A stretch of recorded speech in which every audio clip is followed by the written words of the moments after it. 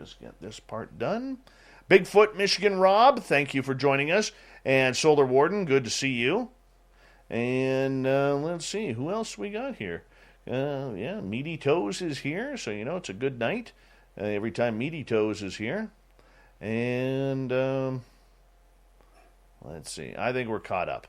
I think we're officially caught up. Right? Oh, Susan Ahern from Provincetown, Massachusetts, one of the most beautiful places in America. Yes, hi Susan, good to see you. What are you doing up so late?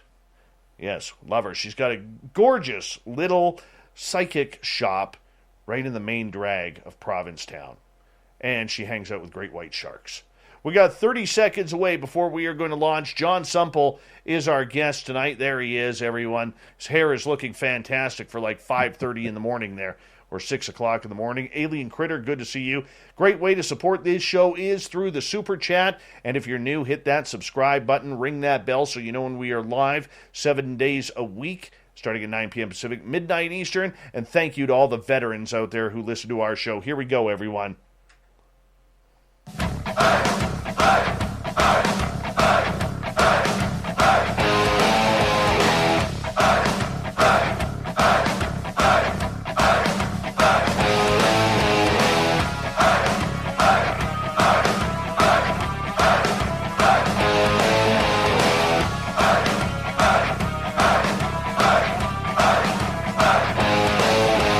From the mountains of central British Columbia to you listening around the world, this, my friends, is Spaced Out Radio. I am your host, Dave Scott, sitting in the captain's chair of SOR headquarters.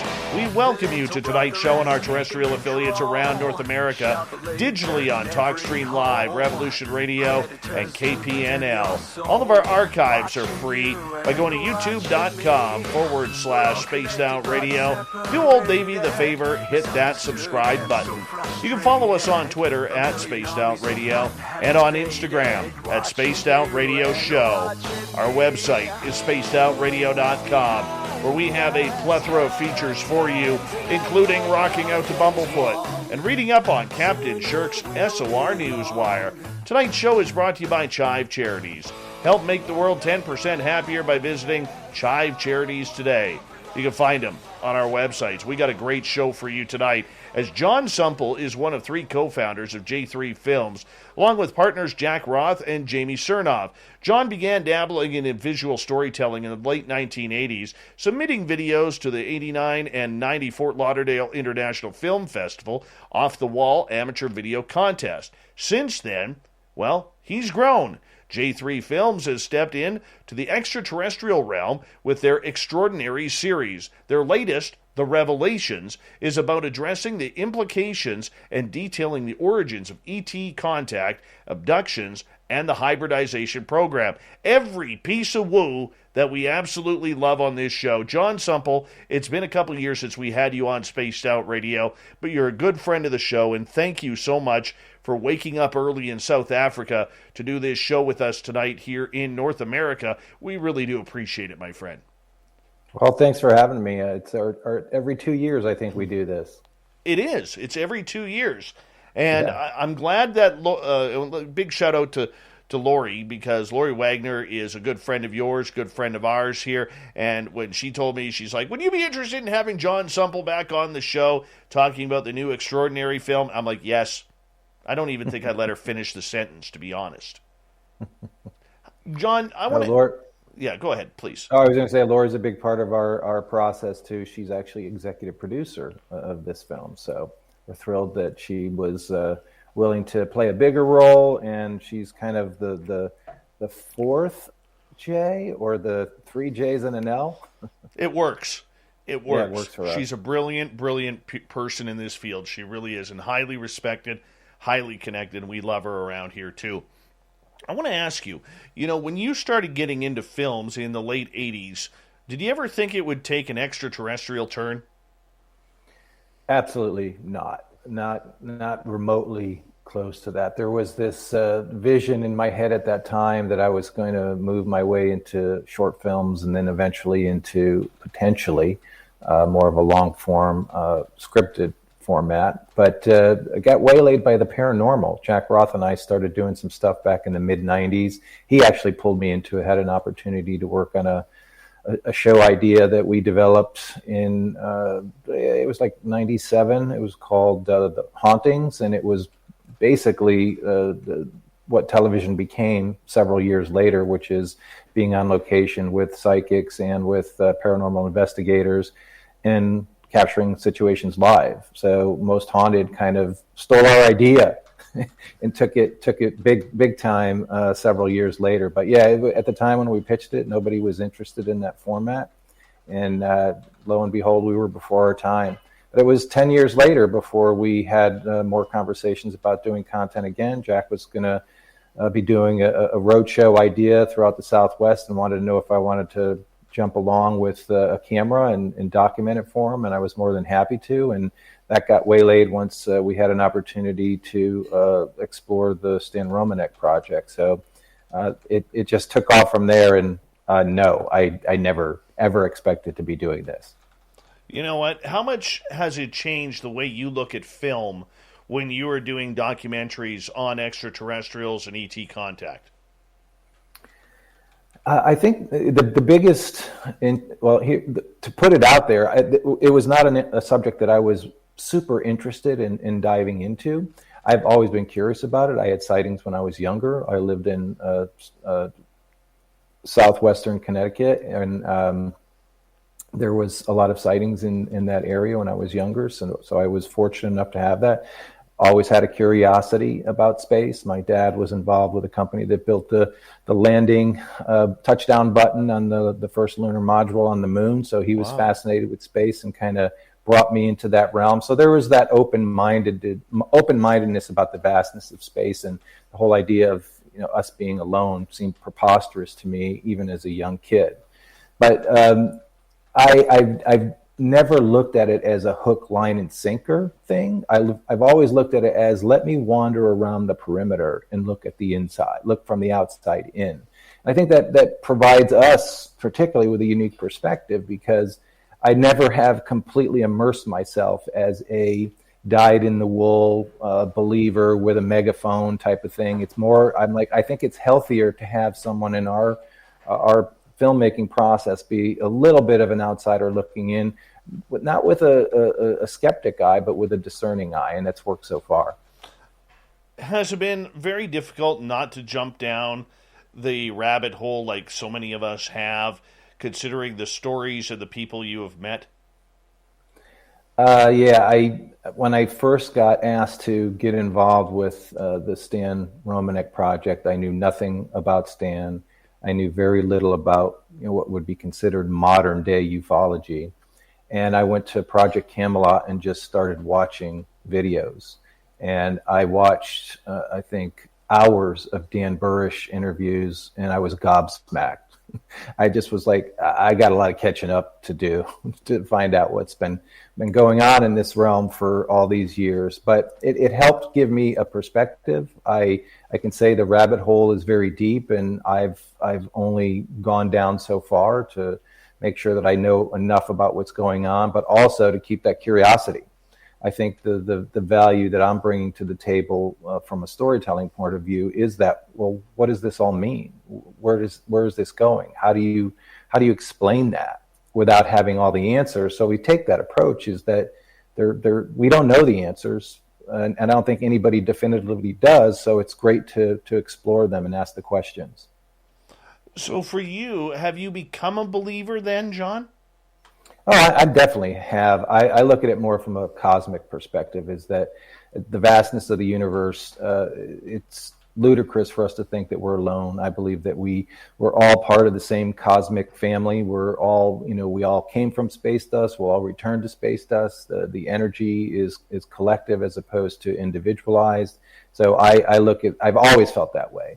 So it's interesting to explore it from a perspective that is focusing on specific phenomena, because I look at it from a much, much bigger perspective, that it's collective. It's all connected, whether it's interdimensional or a presence here on this planet. It is the vastness, and our understanding of it is minimal.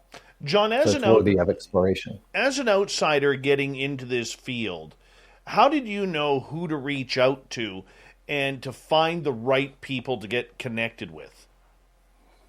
That I would say my first exposure to the realm was going to I think it was when Bob Brown had the International UFO Congress in Laughlin, and I went to, I think it was back in 2010. So I was introduced to quite a few people during that process.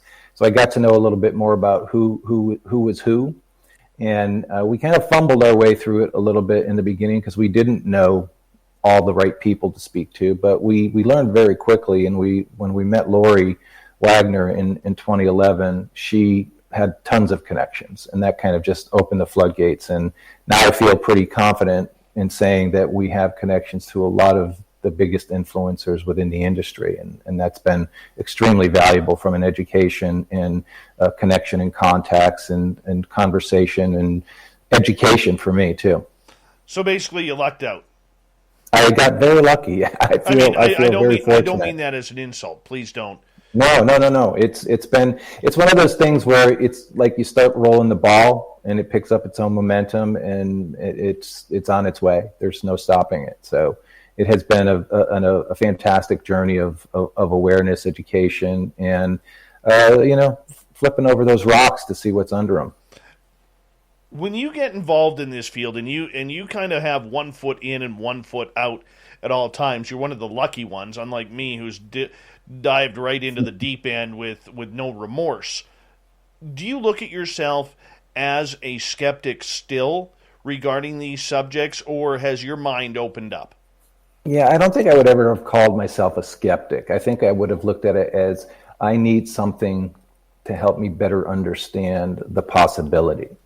So when I first got involved with the paranormal side through Jack Roth, who's been a paranormal investigator, he started doing that in the 90s.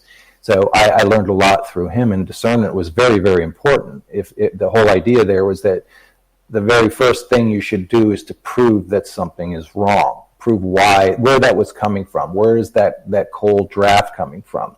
How can you explain it away first? And if you exhaust all of those possibilities of what it could be, then you possibly have stumbled onto something worthy of further documentation and exploration. So that's the way I've kind of approached this as well. And it's not with skepticism, it's more with this kind of open-eyed wonder and curiosity to say, and to present the stories that we've done it in a way that it is not targeting, and this is not meant to offend anybody, is that it's not targeting the people who already believe, because you already believe.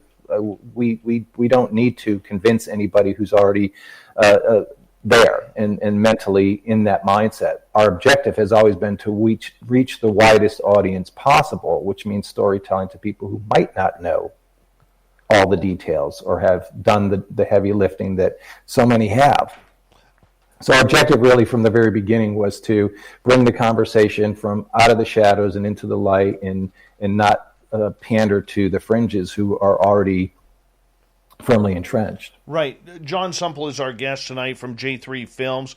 Extraordinary The Revelations is the next film up on the docuseries. John, in regards to starting this documentary, one thing that I have been fascinated with the work you guys have done is you went bang right into the experiencers. You didn't dabble with, Roswell. You didn't dabble with Area 51. You didn't dabble with Washington, D.C. and the Pentagon. You went right at it, right to the experiencers. And that is so rare for anybody to do in this field, because everybody always wants to start off small just to get that audience reaction. Yet you went right deep into the woo right off the bat. Well, and I think the reason why we chose to go into that side and look at it from the perspective is because there's a human element to this that has been completely ignored, in our opinion, that we wanted to make sure that we treated these individuals, these experiencers, these branded lunatics by the extreme skeptics, that they're going through something that anybody who's ever been through some sort of trauma can relate to. But yet this is something that is is relegated as being nonsense. And we felt that it's really important to focus on the human side. So the first film, the Stan Romanek story, was focused more on an individual's experience, from seeing lights in the sky to having abductions, to be part of hybridization programs, and to move to hybrid children. So that kind of took you through that journey. And going through that process, one of the things that we discovered was that so many people responded to that film and that approach, having the humanistic side, that we received thousands of messages and emails basically saying, thank you for telling this story. I now realize I'm not alone. Thank you. I feel that seeing this means that I'm not crazy, that there's other people out there like me. I mean, just so many messages. And they continue to this day, but that opened the floodgates for us. And it made us realize that there's a much larger population that is struggling with, telling their story and revealing this. And if they internalize it too much, it can be destructive. So that's why the second film was focused more on the individuals. The ultimate goal of the second film was to do two things: raise the bar on compassion and understanding of individuals that are going through this, and also let those individuals who have had experience, when they see this, say things, and realize that they're not alone, that they can seek groups to talk to and others to talk to and tell their stories. And again, to this day, I just got an email yesterday from somebody who said, thank you so much. I just watched the seating and it resonated with me so much. I feel like it's opened the doors to what has happened to me, and I'm going to explore it further. And I never would have connected with that at this level had it not been for the film. So many different types of responses over the last 2 years to that film. And it was definitely something that resonated from an emotional point of view, which is ultimately the goal. And I have to say, Melinda, I know Melinda Leslie's probably watching. Melinda was the heart and soul of the film, and she really drove home the compassion component of the film. And she'll remember this to this day. I had tears forming in my eyes as I was interviewing her, because of how succinct she put the human side of this, and how important it was for people to understand that the trauma is real. And if you keep it hidden and you finally tell somebody and they don't believe you, you have the trauma all over again. So the risk of sharing your story is profound. But if more and more people are exposed to it, if we have the ability to reach the masses and convince people to be more receptive, to be more compassionate, to be more open, and encouraging people who have had these experiences to come forward, then we're doing something, we think, positive to the overall health of people who've had these experiences. Was Melinda responsible for you going on the experiencer journey rather than the UFO rambling journey that everybody else has gone on? No, it really started with Stan's story. Jack Roth was in Denver for a Stephen Greer event and met Chuck Zukowski and Alejandro, and he had a conversation with them over dinner one night, and they told him about Stan's story because was sharing his desire to do some documentary filmmaking, and they were like, well, you should check out this story. And long story short, it just opened the door to where we are today. So that was another one of those kismet moments where you're in the right place at the right time and introduced to the right story, right, that helps you kind of open the doors. But how do you all of a sudden make that decision as a filmmaker? Because there's so many interesting stories out there, John. There's millions, all right? But it also comes down to budget and money. Because sure, in the end, you're a filmmaker. You're not doing this for free. You're wanting to tell a great story, blow the socks off your viewership, and you're hopefully going to make a few bucks, at least break even on the project. That is the goal. Anything else would be, a happy party, that's for sure. Okay, right. So why take a chance on the experiencers when nobody had gone down that road? Well, the interesting part, regardless of what you think of Stan Romanek, this is not about, judging his character as much as it was about looking at his story and looking at the evidence. So when we were first introduced to him and had the initial phone conversation, there was a lot of reservations on our part and tons on his. He didn't trust anybody. And he had been burned before, and he had been through things with Nightline, or I think it was Nightline, ABC Nightline, and had been dragged through the mud and with the stuff with Peck and on the what's his name, Larry King show. And so he was very, very skeptical of engaging with somebody unless he truly believed that they were going to serve his story with a sense of openness, as opposed to trying to judge and manipulate the story. So we spent a lot of time with Stan in phone calls, and we went out to Colorado twice to meet with him and his family and the people that have been involved with his case before we made a decision that we were going to move through with it. And he had to approve us as much as we had to approve him. And after we had a chance to spend a week going through the mounds of evidence that he had, we felt that this was a story worth pursuing. And when we started the interview process, what became very apparent to me was the emotional component, and to spend more time focusing on the emotional impact of being an experiencer as opposed to the phenomena, because there's so much out there about the phenomena, but very little attention is spent to people's emotions and how it impacts their lives.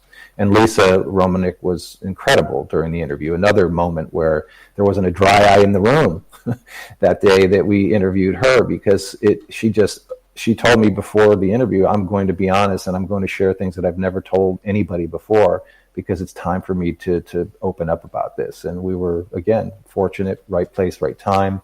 And the level of honesty and emotion that came through in that moment was pure. Outside of what happened to Stan Romanek after the documentary was done, because that's been highly publicized about his court cases and everything like that, did you leave him after the documentary, when you got all the filming done and all the editing done, did you believe that he was telling the truth about his stories and experiences? Well, the way I looked at it at that point was there was so much evidence. There were so many components of it that could probably be explained, but there's so much that wasn't. And Jack Sikowski in the film said that, there's so much evidence here that even if 25% of it is accurate and the rest isn't, it's profound. It's still profound because there's so much. And that's one of the things that we felt, too, is that there was just so much of it that, in my mind, too, and spending as much time as I did, with Stan, both in his presence and so much time on telephones and conversations with him, why would anybody choose this ridicule? Why would they want to be in the spotlight for all of these reasons, to be open to attack? So I just, if you spent as much time as we did with him, I think you would have a different perspective. That's not to say that what happened after the fact was I can't explain that away, and that's something that wound up really hurting us as far as the opportunity to promote the film. Initially, we had just everything fell apart for us right after that happened. And we had to self-distribute the film, and we were in discussions with other distributors that were interested in the film, and they just walked away. And we were told that the only way that we could get the film out is if we recut it, focusing on the story today. And it's like, that's not the story that we want to tell. We want to tell about what happened to him between 2000 and 2010. So that was our choice, and we continued to move forward with it from that perspective. And several years later, we get a phone call out of the blue from the Orchard saying we're interested in distributing the film because we're shocked that it doesn't exist anywhere. How is it possible that this film has been out for a few years and it hasn't been pirated, it doesn't exist anywhere? And we were fortunate that when we set it up for distribution, that our one of our partners in that, Richie Holland, helped us by seeding the film title out on YouTube with one of Stan's recorded presentations. So people picked that up and started using that as the basis of the film, and that's what got pirated. And our film just kind of sat there all by itself, and nobody did anything with it. So that was our again, a lucky break for us, and it got picked up by 1091. I'm going to get you to hold on right there, because We're going to continue on. We're going to go to break here at the bottom of the hour. Jon Sumple from J3 Films, j3films.com. Extraordinary. The Revelations. We continue on learning about ETs right after this.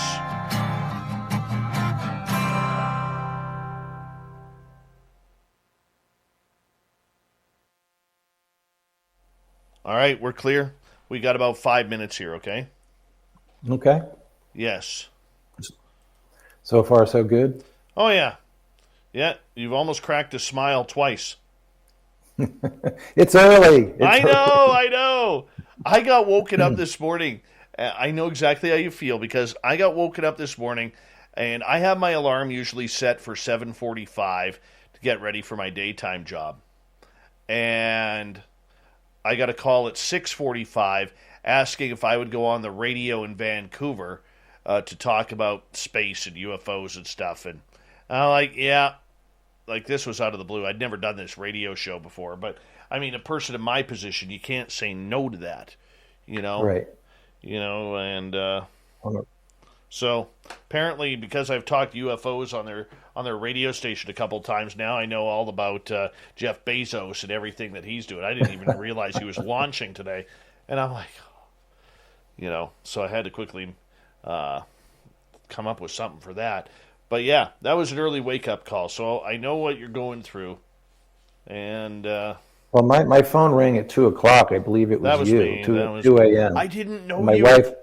I didn't know you my were wife over there. launched out of bed like what? That we had no. I was totally disoriented. I didn't know what that sound was. Sorry. Well, I didn't shut my ringer off, so that's the reason why. But that's my fault. I'll take blame for that one. No, it's all good. Good. I'll take the blame and apologize to your wife for me if you don't mind. She fell right back to sleep. I didn't, but she did. Yes. Because I had no idea you were over there. If you listen to my first voicemail, I said, I think you're still in California right now. No. That's been a while. Yeah, you're not in California. No, we've been here in Cape Town since just before Christmas. Wow, that is awesome. That is awesome. And you're having fun there? Are you near a lot of wild animals and everything? We actually took some time a couple weeks back and went up to Kenya for a safari, and that was incredible. The best part, anybody who's ever done it can relate to this, especially if they were at the Masai Mara, is that it is vast and you feel so small, so insignificant, and it's incredibly quiet. No airplanes, no cars. You hear nothing but the breeze through the grasses and an occasional bird chirping and maybe a roar of an animal or a stampede of stuff that might be running from a predator. So yeah, it was pretty amazing. Well, Dandy Meyer, our guest from a couple weeks ago, she lives, I believe, in the northern part of South Africa. And she's like, oh yeah, every now and again we got zebras walking down. There's big fences, but sometimes people leave the fence gates open, and it was no surprise. All of a sudden, walk around and there's a lion. There's a wildebeest. She goes, can't go to any lakes around here because they're all filled with crocodiles and venomous snakes. Yeah, we had one of the camps that we stayed at. We had zebra right outside our tent in the morning eating grass. So it is something that it's mind blowing when you're in that moment. It's really cool. Yeah, that is awesome. Good for you for doing that, though.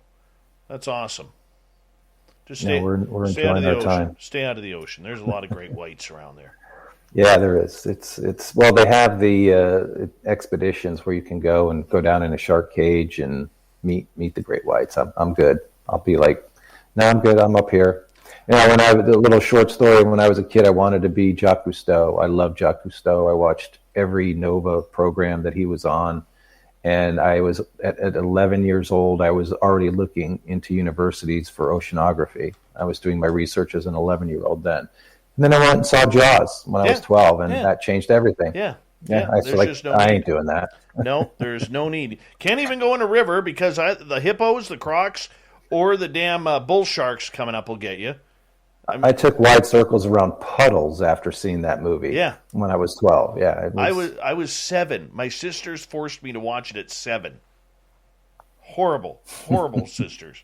But I know the feeling. Oh, terrible. I'm not going into the cage. And then we had our guest last night, a guy named Max Hawthorne. He doesn't believe that Megalodon is still alive, but he believes there is this hybrid mega shark that is out there that is really, really big, like 25 to 35 feet. That's causing a big shark. Yeah. I'm not going in the ocean. Fuck that. Pardon my language. But all right. Stay away. I'm going to get you to hold on right there. Big thank you to Minister Elaine, Kat, Apollo, Fapster, and Chad for the super chats. Here we go, everyone.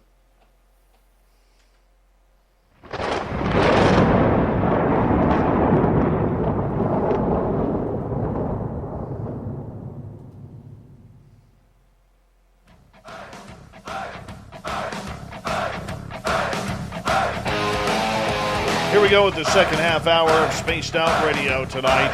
My name is Dave Scott. Thank you so much for taking the time to join us. We really do appreciate earning your listening ears. Want to remind you that if you've missed portions of this show or others, check out our free archives by going to youtube.com/Spaced Out Radio. Do me the favor, hit that subscribe button. Our website is spacedoutradio.com, where we have a plethora of features for you, including rocking out to Bumblefoot and reading up on Captain Shirk's SOR Newswire. Follow us on Twitter at Spaced Out Radio and on Instagram at Spaced Out Radio Show. We continue on tonight with Jon Sumple from J3 Films and j3films.com. Extraordinary, The Revelations is what we're going to get into next hour. But John, welcome back to the show. And Melinda Leslie has just entered our chat room on YouTube. I just saw her name pop up. Yes. We love Melinda. Your ears must have been burning because we were literally talking all about you for a couple of minutes in the last half hour of the show. And we were talking about how much we love you. So thank you for listening in tonight. Really appreciate it. And I know you wanted to say something to Melinda, too. No, I just, she was the one that kind of brought the whole emotional component to a head in the second film, The Seeding. And it was a profound moment, as she recalls. I don't know if I would say fondly, but she had me on the verge of tears. And after we took a break from that segment, she says, "Were you about to cry?" I'm like, I was fighting back tears for 5 minutes. So it was profound. It's something that I'll never forget. All right, you go from Stan Romanek and his story, and you go straight into the hybridization program with The Seeding. How did that happen? How do you go from that one extreme of ET contact to another extreme where you're trying to explain on film to people that regular everyday people are being abducted by aliens and literally being used as hybrid children makers? Right. Bad terminology. I apologize.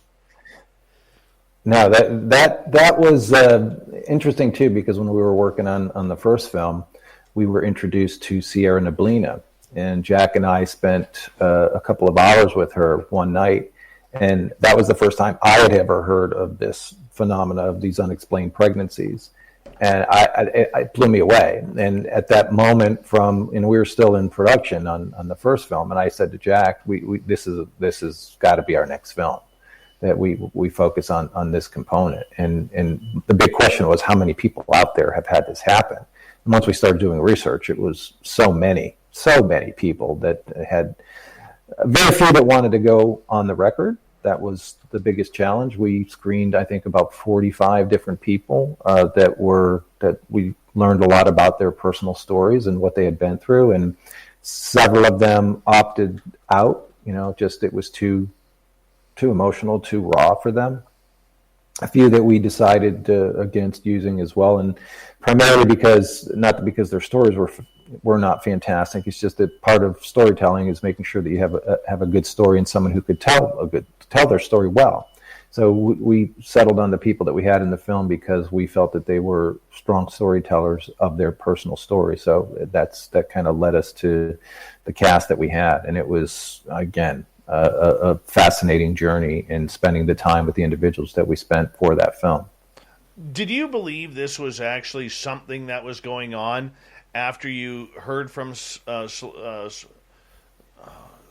Liblina? Sorry. Former guest, too. I should be remembering that.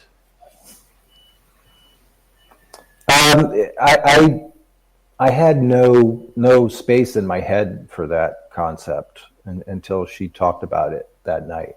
So then it became, a curiosity of, well, how prevalent is this?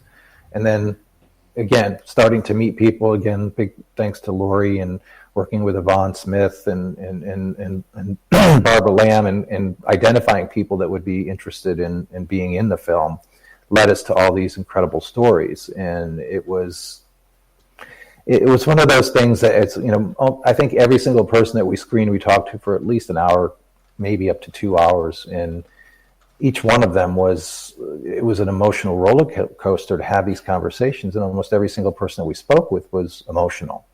So we were going through this process of what really hit home in those moments was these people are going through something profound. We may not be able to understand what it is because we haven't been in their shoes, but that doesn't mean that they didn't have the experience.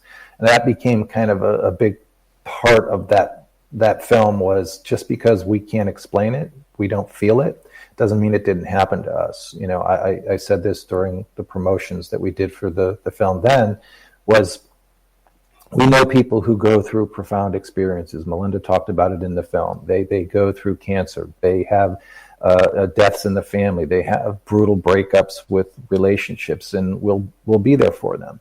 We help them get through that. We may not be able to relate to it, but we're there for them. But when people come to you and share this type of a story, they reveal this to you, and so many people don't know what to do with it or just turn a blind eye. They're not there for them. So that was very important and involved during the process of making the film, that the heart and soul of the film was being compassionate. What was your biggest learning lesson from the seating? I think there was several. I think the biggest lesson that I learned was that once people feel comfortable talking about their story amongst other people who have shared experiences, it's a family.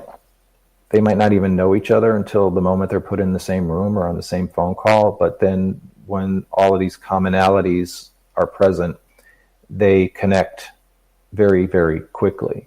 And I think that what we hoped that would happen is that as people who've had experiences saw the film, they would be compelled to find their little circle of family and friendships that could evolve, and support can be provided through people who have been through what they've been through or who understand or are compassionate people as well. So and we definitely experienced that when we saw the response to the film. So many people responded saying, "Thank you so much. I'm now looking for someone that could regress me. I'm now talking to friends," and part of it too is family members. It's a generational thing, and several people that we talked to said, as a result of what I saw, I started having conversations with family members and found out all of this stuff that I knew nothing about, and now it helps me better understand what's been happening to me. So again, that's why I think we do what we do, is because we know that it has an impact on the individuals who watch the films. I remember talking to Geraldine Orozco about this and other experiences that she has. And one of the toughest parts when it gets to anything like you did with Extraordinary the Seating is finding men to talk about it, because men are supposed to be rough, gruff, tough, not allowed to be raped or pillaged by some menial extraterrestrial, and that what was happening. Did you find a very tough time finding men who wanted to participate in this? Yeah, for that very reason, and a few of the people that we did speak to felt broken as a result of that. And once, they put on the veneer of being strong, but when you get them in the quiet moment and they talk about it, it's a debilitating experience for them. And that's not to say that it's not for women either. I think it is, but for whatever reason, for the way that we project in society that men are strong and they need to be able to stand up for that type of stuff, I completely disagree. I think that we're all going through the human experience in our own individual ways. And when we have speed bumps or massive, transformations, we should be able to discuss those. And if we've helped encourage that a little bit, I think that's a good thing.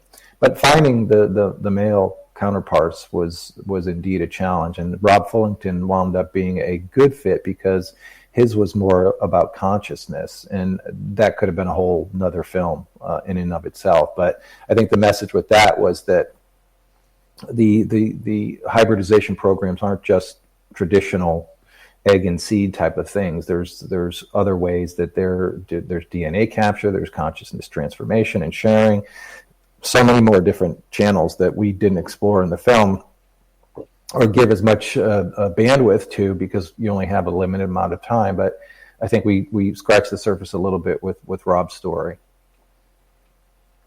What would be your message to people who've experienced what people have experienced, what you filmed with the seeding? Two things is that you're not alone. You're definitely not alone. We're talking hundreds of thousands, if not millions, of people who've been through the same thing that you've been through. And the other thing would be to don't keep it inside. If it's tearing you apart, if it's something that you feel like you need answers to, find somebody. And we have on our website, j3films.com, there's a support page that was made specifically after that film with a list of the people that are in the film and also a list of other support groups and therapists that can help with that. So if there's anybody out there that feels like they need a resource to turn to, we provide quite a few names and connections on our website. That's very cool. Now, I want to save the revelations for the next hour, and I just want to kind of continue on this road for a second. For those who don't know about the hybridization program that is in Extraordinary the Seeding, could you maybe take a couple of minutes to break that down for people? Well, there's a couple of the simplest approach is that a lot of women are abducted when they're young, and some sort of a monitoring device is placed in their body, and when they reach a certain age, when they're producing eggs, they are then targeted as a producer, and the woman will be abducted. Some sort of fertilization process can occur. With the people we talked to, there were physical penetration, impregnation processes, along with more, I would say, intro, or what's the word? Drawing a blank right now, but the whole external fertilization process in vitro. So the women are then impregnated and brought back after they've been abducted, and they're allowed to gestate the child to a certain age, and then they're abducted again. The child is then removed, and they're brought back, and they basically wake up and it's missing. And every single one of the women that we spoke to, both in the film and outside of the film, said that they knew that it wasn't a miscarriage. There was no evidence of a miscarriage. It was just gone. And most of them were in that 3-4 month time frame when that occurred. And in Geraldine's case, it happened several times. And she said that she's, every single time it happened, there's a pain that's associated with that, both physically and mentally. So it's not something that, again, people like this, why would they tell that story in a public forum for all the world to see and judge and ridicule in some cases if it wasn't true to them? What do they gain by that? I think the people that were in the film, what they were brave enough to do is help other people by telling their stories, and that I commend them for. It is one of the toughest psychological issues that I have had the pleasure of discussing with a lot of these experiencers who've had a tough time coming out with their experiential stories about being part of the human hybridization program. I mean, when you see young women in their, late 20s, early 30s who claim to have had, these false pregnancies on the normal side of things, 20 to 30 plus times. I mean, these women are being used and abused there, Jon. Mm-hmm. Mm-hmm. Well, one of the things that we were unfortunately not able to do is get a physician to go on the record, but we did get close with a couple of people, and the ones that we did speak to did acknowledge that they had witnessed these type of events. They had patients who had been through this. But the challenge with somebody who's in the medical field is that it is a death knell to their practice if they were to go on the record with something like this. So we started looking for people who were older, that might be towards the end of their careers or retired, and seeing if they were willing to go on the record. And we had a couple of leads that just didn't pan out. People bailed. It was the hardest part, to be honest with you, of making the film, because we felt it was important to have that side of the equation represented in the film, but we couldn't get anybody to go on the record. Do you think that's going to change with what's happened recently with all the UFO talk coming out of Washington, D.C. and the Pentagon? I think there already has been a change. I think that, and that's a great kind of segue into a little bit about the film that we're doing now, is that there's such a preponderance of evidence and a preponderance or willingness of governments to share more readily the information that has been at their disposal for decades. And I think what we're starting to see now is that the information is intentionally being released because it's softening, the globe, the inhabitants of the globe, to the idea that we are not alone. And I think that it's intentional. I think that it is, and that's a big part of what this film talks about, is what's happening right now and how things are being released and why they're being released at this time. How will that affect the way that you do not only Revelations, but future films as well? Well, I think, we've been waiting for this big grand announcement.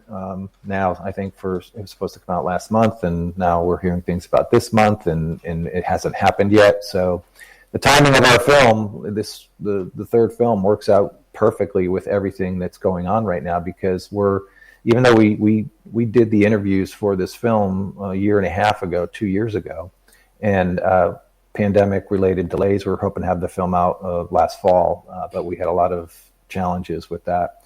I think that from a timing point of view, though, it's set up very nicely for the storytelling that we're going to be sharing, because what we were learning back then is coming to fruition now. And it is, I think, the timing of all of this release of information is, you should be scratching your head if you're not already, wondering why now.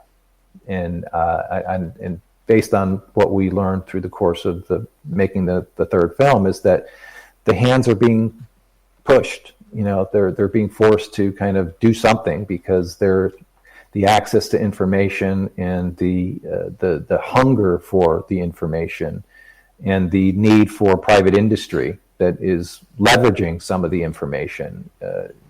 There needs to be much more of a conversation and awareness and setting the table for an eventual disclosure. 5 minutes to go before we got to go to break at the top of the hour. Jon Sumple from J3 Films is our guest tonight on Spaced Out Radio. Has the reaction to your first two films from the public, never mind the UFO field, but from the public, been that they didn't understand that this much of the phenomena was happening? I think because we intentionally made a film that was accessible to the masses, that the storytelling is something that emotional storytelling resonates with anybody. It's your choice about what you believe, and our intention was to get it to a point where the people who may not have thought a lot about it would think a little bit deeper. The people who were not exposed to it at all would have questions, and we've seen that. We've had that experience. So I think that it is having an impact on people and their consciousness and their awareness. And it might not necessarily be, everyday water cooler conversation, but I think it's seeping into the consciousness in a way that it never has before. When you look back at the way that it was presented in the media from the 40s all the way through, I would say even 5 to 7 years ago, it was always perceived as something that was hokey. Whenever the word, and Nick Pope talks about this in the third film, is that the word flying saucer was intentionally used because it could be easily looked at as something that was discredited. So flying saucers had kind of a negative annotation to it. So that's why the media and that's why governments used it, because they know it had a sense of kind of tinfoil hat to it. So it was intentional. So now we're getting completely different stories. The stories now are, we're aware that something's happening, we're not quite sure what it is. And that is completely different than what has been discussed, in by governments and in the media in the past. So there's this sense of, it's almost as matter that people were following along for decades and kind of aware that this was going on, but nobody wanted to say anything, profound about it and put it out there. And then that starts dripping out there in small portions. And the people who have been believers or curious about it are now looking for more information. And as they learn more, they accept it more. So it really does feel like the soft disclosure that's going on right now is just, by the time we get to the point where there's spaceships on the front lawn of the White House, people are going to be like, yeah, there's spaceships on the front lawn of the White House. Whereas 20 years ago, it would be pandemonium. It's amazing how the public perception is starting to change. Maybe not so much in the mainstream media as of yet, but there is a shift of the focus on the entire subject. So with it becoming more popular and mainstream, how important now does your filming become for J3 Films when people want that non-cookie cutter UFO Discovery Channel story? Well, there's a place for that. I think there are a lot of people who are hungry for evidence and they just want to see more of it. And the one thing that we constantly hear all the time is that, here we are in 2021 and we have amazing phones and with amazing cameras, and we still get blurry photos and blurry videos, and to me, I feel like we're so far past that. I don't need the evidence, the visual evidence anymore. I want to have, to me, the evidence, the real evidence that's out there, and Dr. David Jacobs talks about this, is the people, the evidence that the people who've had the experiences can be corroborated. He said that's enough evidence for me. And I would agree with him that when you have people saying the same things over and over who know nothing about each other's individual experiences, why are we not looking at that? Why is that not being taken into consideration? So when it's done right, the way that Bud Hopkins did, the way that Dr. Jacobs did, you start to look at the evidence from a completely different perspective, because I see that as admissible evidence to the conversation. And there are people, I think, who believe that as well. It's got to be credible. It has to be, what makes Dr. Jacobs' evidence and research that he's done over the last several decades is that he did it for free. He didn't charge anything. He did everything that he did, all the regressions that he did. I think he did over, 3,500 to 4,000 different regressions of, over 600 people in his 20, 30 years doing it, and never charged a penny. I'm going to get you to hold on right there because we are going to go to break here at the top of the hour. Jon Sumple is here, Extraordinary, The Revelations, going to be coming out real soon from J3 Films. You can check it out at j3films.com. And I'll tell you, we are going to get right into it next. Black Projects, ET Contact. What does the government know? What do they not know? We're in for a great second hour here on Spaced Out Radio. Jon Sumple is our guest. We'll be back with more of the mighty SOR coming up right after this.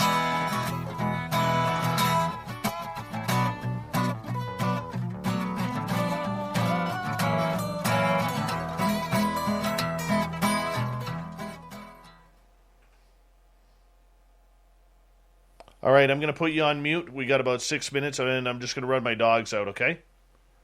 Okay, I'm going to run to the restroom. Be right back. All right, people, be right back. Don't go anywhere. Radio show happening. And I like my shirt.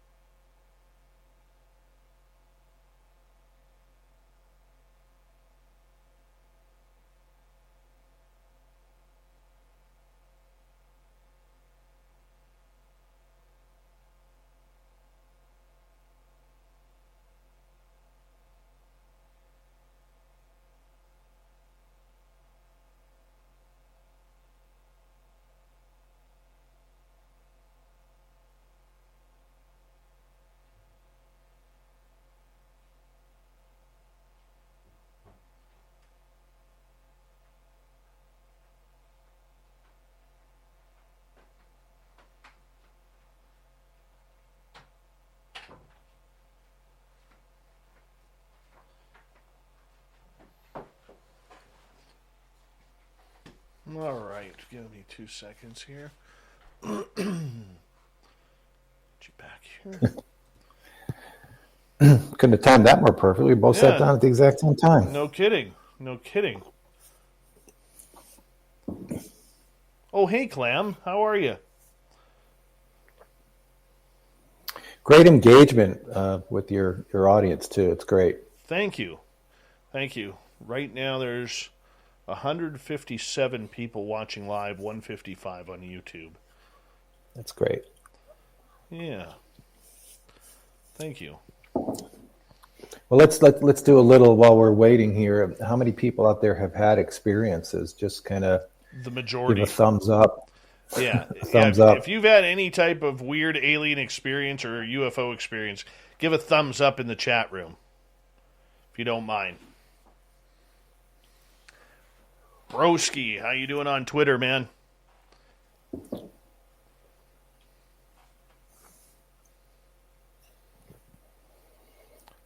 And here come the thumbs up. Hi, There they come. Greco, Opa to you, my friend. How are you? We've got about 1 minute. Okay. You know, and I would say that with all those thumbs up, it's this community is what is important, I think, is to have this space and have the opportunity to listen and talk and engage, even if it's just a chat. It definitely helps. That's one thing that some of the people that we spoke to that didn't wind up in the film, the isolation was so profound and so sad. Right. And it was something that we felt we have to give people out there who are not ready to talk yet hope. Absolutely. I'm going to get you to hold on. I'm going to get you to hold on because we got 10 seconds to go. Thank you for the super chats to Cat Chaser, Minister Elaine, Apollo, Fabster, and Chad. Hi, Bob Birkins. How are you? Travis DeLuca, 416 Data Derivations. How you doing? You're listening to Spaced Out Radio with Dave Scott.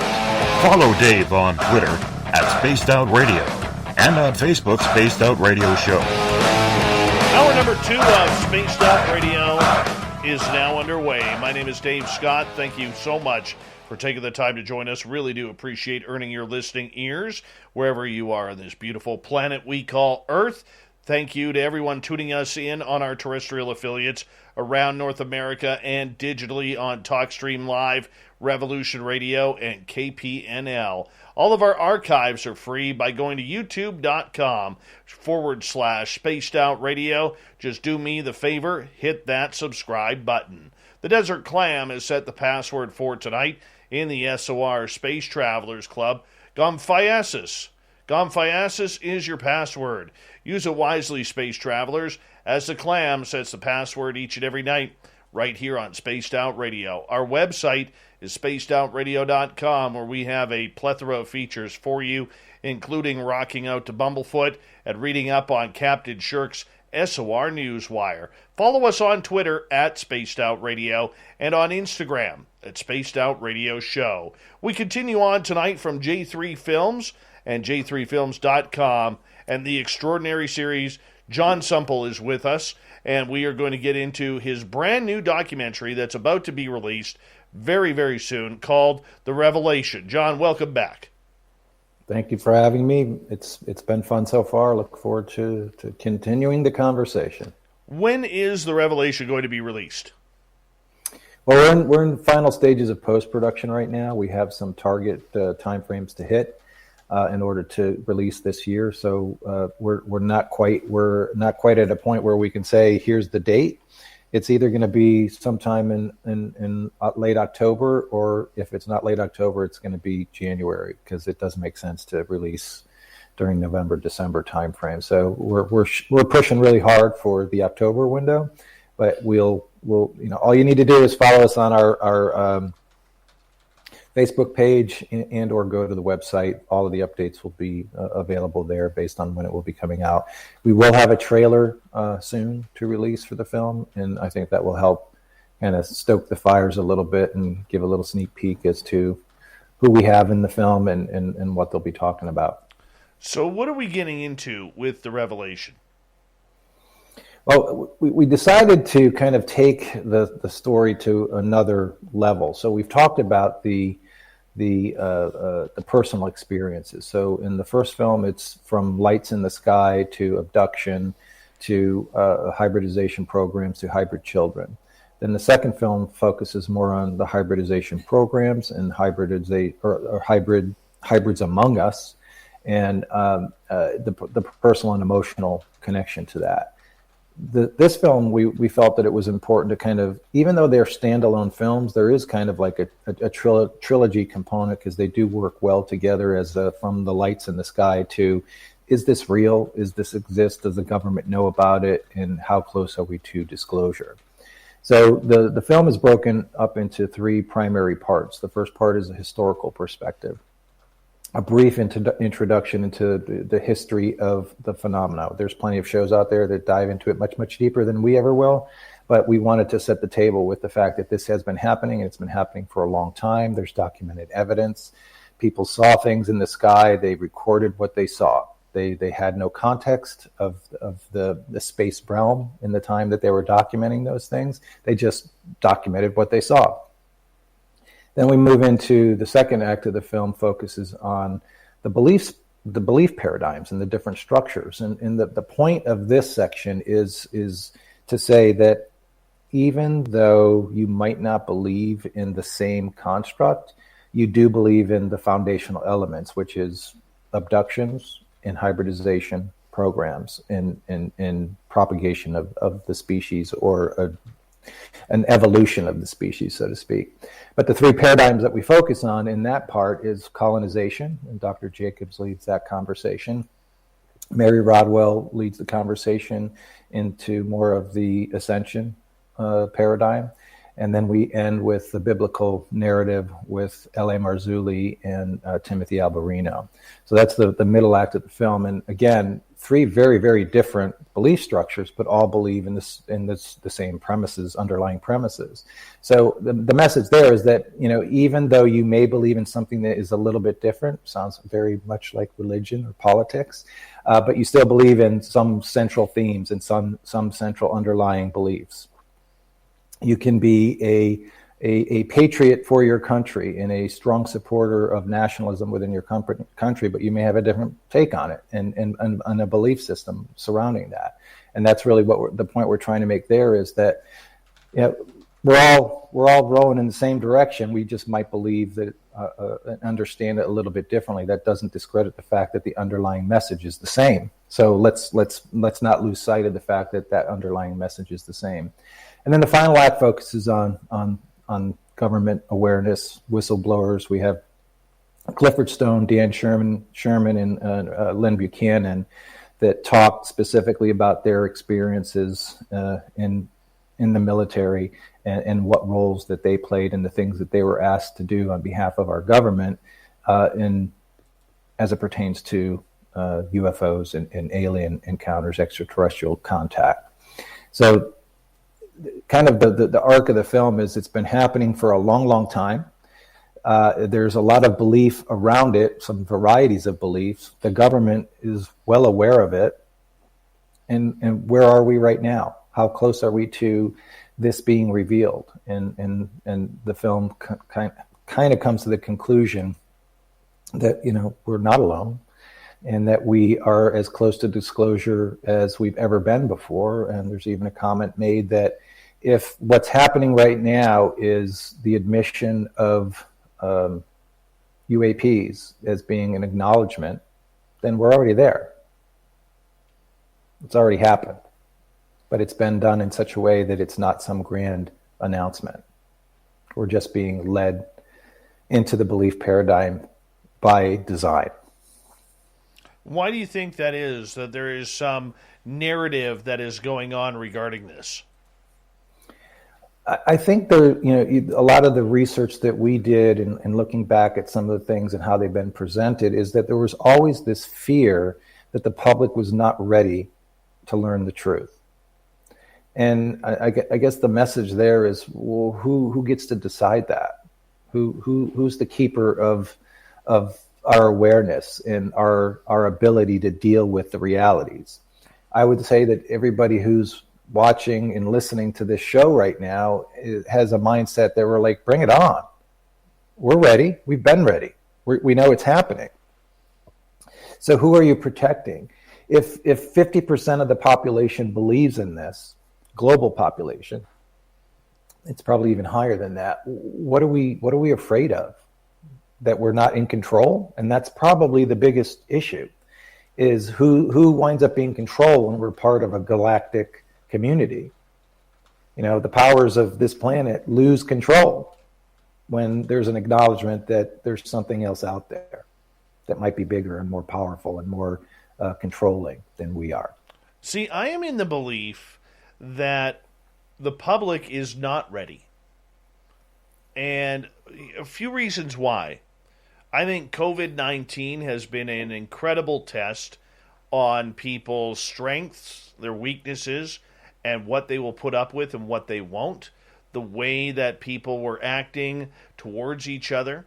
You know, whether it was in the malls hoarding toilet paper or milk or meat, or whether it was blowing up at people on social media, you know, and some of the questions that people were offended that people wanted to ask.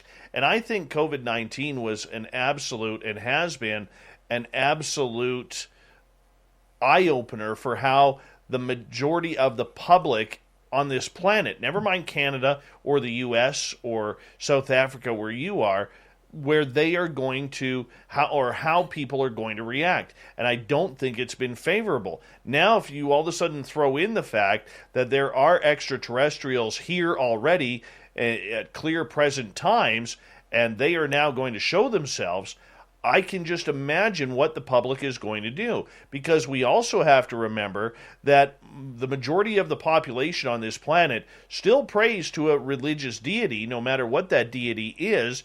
And a lot of the good books out there do claim and have been read as anything coming from space is either demonic or the start of Armageddon. Never mind what's going to happen to the economics of the world. Well, I think my perspective, and this is my personal belief as opposed to something that's portrayed in the film or in any of the research that we've done.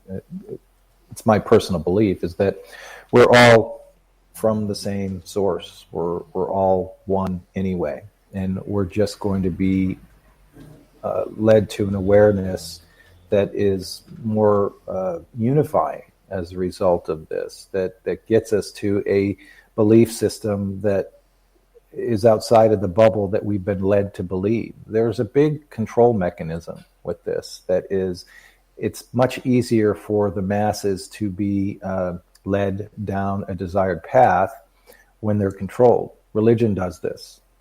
I'm sorry if I offend anybody with that, but religion is primarily a control mechanism.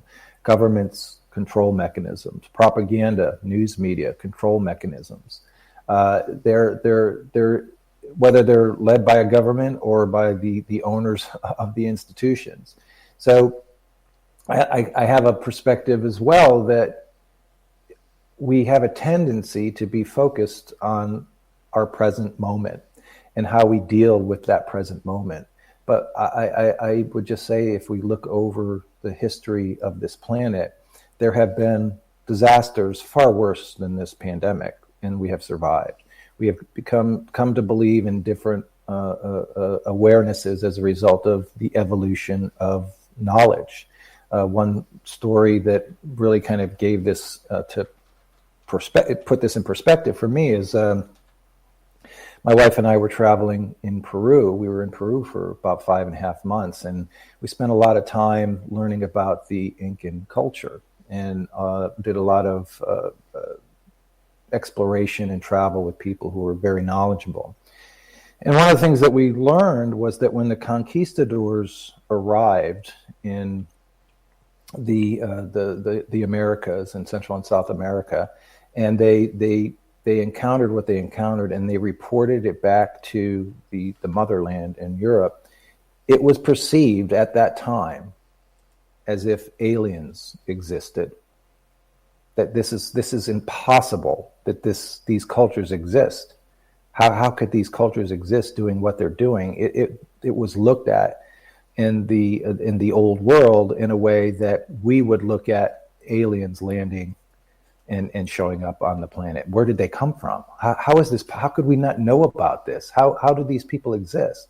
So that gave me such a profound perspective, because I was in that moment and talking to people who had experienced that, and talking to people whose great grandparents through oral history had told the stories that they were not as profoundly impacted, other than the health issues that came with it. The arrival of the conquistadors brought disease with them, but they were not as shocked by the arrival. They had prophetic situations where they believed it was going to happen. But the message getting back to the masses in Europe was that this is impossible. How can this be? So we've been through it before as a humanity, and I think we'll go through it again in a very similar way, because our eyes are opening to worlds and ideas and dimensions that we do not comprehend today. That doesn't mean they don't exist. So how do we open up the eyes of people who are still questioning the phenomena? Well, having opportunities to have these discussions in a way that isn't just pandering or isn't just about the phenomena. I think there's a tremendous amount of focus on the phenomena, because that gets ratings, that gets attention. But having conversations that are a little bit more on the intellectual and spiritual and why we're all here perspective, it definitely helps with that. We're talking about a planet of 8-9 billion people are on our way to that, and that's not going to happen overnight. And the mechanisms of control, religion in particular, and governments with their unique ways of controlling their constituents, that has a huge presents a huge obstacle for the understanding and awareness of us being more cosmic citizens than ones that are relegated to a specific portion of geography on a planet. It's going to take time. It's not going to happen overnight, but it will be disruptive. But it's happened before. What do you think the holdback is? Because with this current disclosure movement that we are seeing, we've seen it kind of broken up to the fact that we don't know where they're coming from. It could be Russia, it could be China. We got all these weird videos. Now the government is admitting, almost kind of starting off of phase 2. When does phase 3 begin, in your opinion, where we're actually going to get into the conversation about aliens? Yeah, I think that really, and we talk a little bit about this in the film, is that they're setting the table on, the reason why we've gone from flying saucers to UFOs to UAPs is because now we're focusing on the technology. We're not focusing on the operators. We're focusing on the technology. And the technology is present. It's on the planet. It's being developed. It's going to be deployed. And before it can be deployed, there has to be some awareness created around it. So I think it's very much orchestrated in the way it's being delivered. The messages are being delivered. And I think that it is setting the table for what would be labeled as soft disclosure that will eventually lead to a more revelatory exposure to a presence beyond what we know today. And what is that? That's the thing that I don't know. I have no idea. Is it dimensional? Is it physical? Is it spiritual? Is it energy? I don't know. And that's one thing that I don't think the answers have been revealed in that form. And I think that at the end of the day, I think it will be more energetic than anything, and that's something that everybody can connect to. I think a lot of people have to be awakened to it, but I think that is a much more realistic connection opportunity than any of the other possibilities. But coming face to face, I think that's what everybody's waiting for, is the presence of a being that doesn't look like us. That's what disclosure is seen. But I think we're not going to have that quickly. We're going to be introduced to everything else, and then once that's accepted, then we will be presented with the realities of other entities occupying the cosmos. Do you think aliens will come out first before we know about the black projects of what's actually ours? I think there's an awareness of that already. I think that there is the information is out there for people who are looking for it, whereas before it was much more secretive. And why are there people allowed to go out and have the conversations, write the books, reveal the things that are revealed in these discussions and books and films and documentaries? Why all of a sudden was there a preponderance of UFO films in the 70s and 80s? Do some research, you'll find out that it was intentional. It was intended to be, let's show the bad side, because then that's just kind of like preparing people for what it might be, but it might be much softer than that. So there's so much information out there. It's just a matter of looking for it. I think we're closer to accepting the reality than we are looking for it. I think people are ready for it. And I think when it starts to happen, I think one of the biggest fears is the destruction of belief structures. What happens when that is revealed? How does that impact, religious beliefs? And how does that impact what leadership has been telling their followers, and especially in dictator type countries? It has a huge impact because it basically says we're not alone, and that there's something else out there. And I've been to Sacsayhuaman, and I've been to different places throughout Peru and Ecuador that just scratch your head. There's just no way. There's no way that these were made by the people of their time without some sort of divine or otherworldly guidance. I think the military-industrial complex has a big control on this UFO phenomena. They don't want to give up their secrets on, if they have an Aurora-type aircraft that can fly 8,000 miles an hour, or any type of drone, hypersonic drone out there that can do 90-degree turns on a split second, because we already know through physics that it would tear up a human body to do that at high speed. Do you think that the military is the one calling the shots on this? We got 2 minutes. Yeah, it's explored a little bit in the film that it is placed in gray projects, which basically allows that to be a government controlled but placed in the private sector, and that protects it. So really the big question is, who is in control? Is it the private sector or is it the government? And I think that's something that will be very, very difficult for us to unravel and truly understand all of the layers of this. It is incredible. The government is not the government. You have to be careful in how you say that. It's done a very good job of creating and protecting these secrets, because they're embedded not in the military but in the public sector. True. We learned that with Robert Bigelow. Mm-hmm. Mm-hmm. When he was given that money from the ATIP program to start studying this, we knew that he was hiding it. We knew that he was buying into MUFON. We know that he was buying up UFO websites to try and get as much information archived as possible. We know there's a trend on this. Mm-hmm.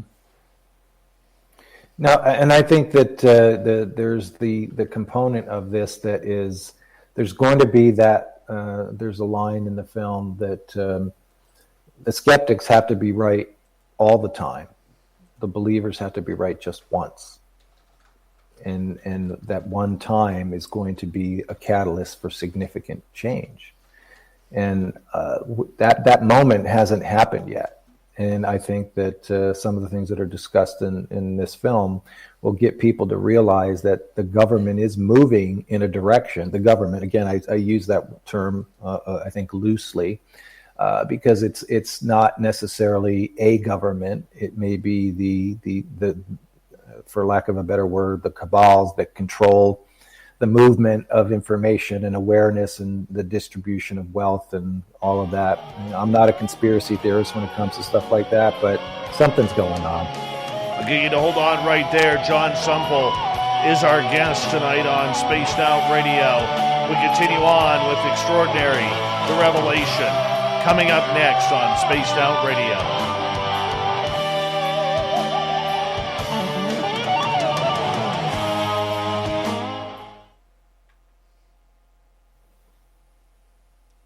Flying on by here. Yeah, it's going quick. Yeah, I'm just loving the comments that are coming through, the ones that I'm able to catch a glimpse of. It's one of the things that I find interesting about this is the level of awareness and engagement that people already have, and that just is, it adds to the desire to present more information that only helps people better understand the possibilities. And that's just one thing that we've always done, is ask the question, what if this is all true? That's been a kind of a foundation of everything we do, is just to ask that question and start to look at things from a different point of view. Well, one of the questions that I was asking right off the bat, and it went viral for a pretty short time, was the question that nobody is asking, and that is, why now?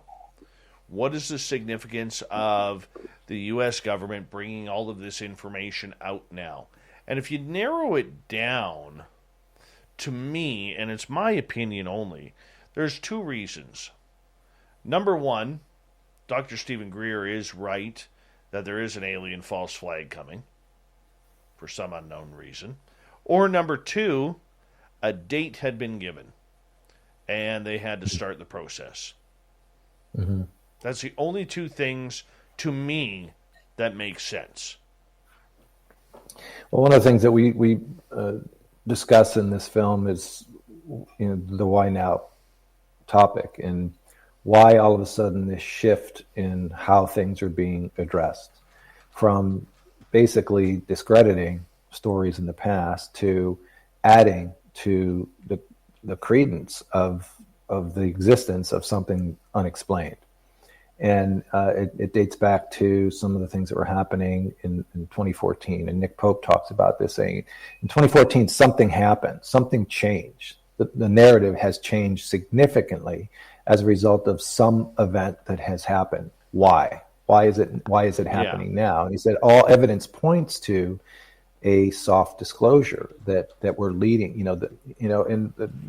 where we talked earlier that Melinda was kind of like the heart and soul of the last film. I wouldn't say that Nick is the heart and soul of this film, but Nick adds the intellectual component to this that really drives home what people need to be thinking about as they look at this. And it's the words that are used and how it's being presented. He has a significant discussion in the film about words matter and what he looks for now in the words that are being used. He said, because I sat in that seat when I was the Minister of Defense in the UFO side for the British intelligence, he said, I used those words. I manipulated those words. I did everything that is discussed today, but they're using different words. And he said, this is critically important in how things are being discussed today. Interesting.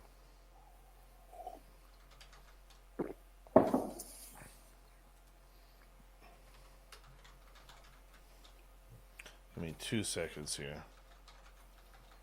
I've got to catch up. I'm scrolling through the comments here.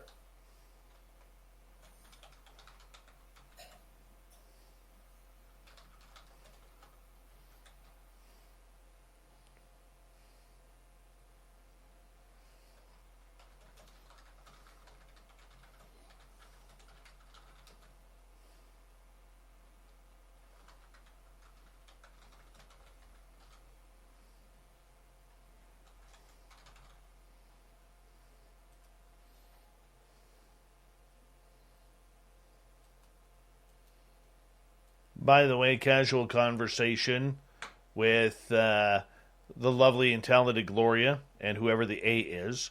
I subscribe to your channel. Since you're here all the time, I subscribe to your channel. That's only fair. Justin S., how are you? Mike Palumbo. What's going on?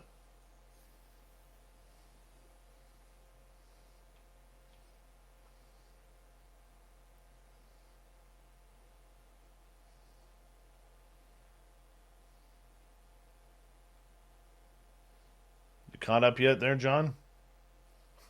Yeah, I'm trying to figure out what these dentures are all about.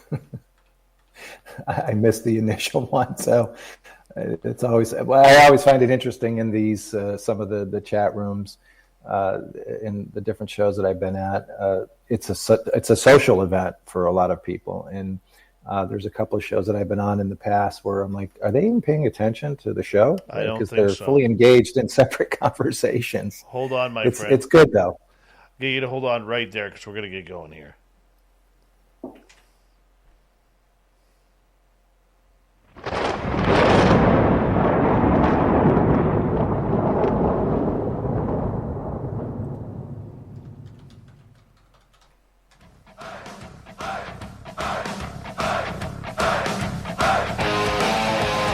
Second half of Spaced Out Radio is kicked off. Thank you so much for joining us. My name is Dave Scott. Really do appreciate earning your listening ears.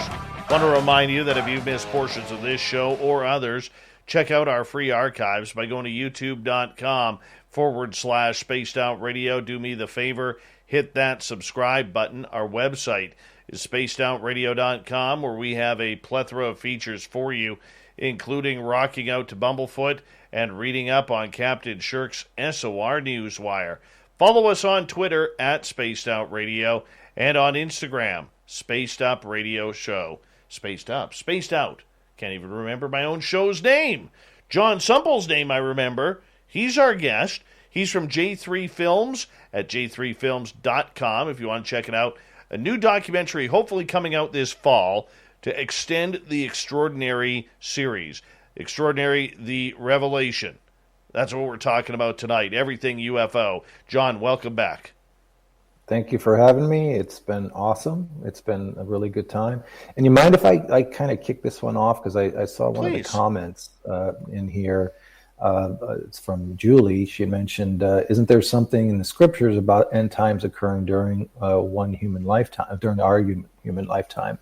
And we do talk about I mentioned earlier about the three different paradigms that we talk about. One of them is the biblical narrative. And in talking with Timothy Alberino and L.A. Marzulli, they are, Timothy in particular said, the Bible is 100% right 100% of the time. He said it is playing out exactly the way it's written, and there is a belief structure that the Great Deception is upon us, and the Great Deception is the UFO phenomenon. So that, to me, is something that it provides an interesting way to look at this. Is, well, what does that mean? And from the religious point of view, some people might argue that, well, religion is created as a control mechanism, therefore there's no way that this is accurate. But if you were to talk to either one of them, and I'm sure you probably have had conversations with each of them, they're very compassionate, or they are very convicted and passionate about their beliefs in the biblical narrative. So that begs the question: is this prophecy that's portrayed throughout the Bible true? And primarily in the Old Testament versus the New Testament. And we can have a whole nother conversation about the New Testament, and that's a possible subject for a future J3 Films documentary, is about the New Testament in the connection to the storytelling. But anyway, my point in bringing all that up is that the conviction of the individuals to a belief structure is fascinating to me, because you have somebody like Dr. Jacobs who says that's hogwash, they're here for one reason and one reason only, and that's to take over the planet. And then you have somebody like Mary Rodwell and people who are more convinced in the ascension and the connection to the cosmos as being the correct pathway.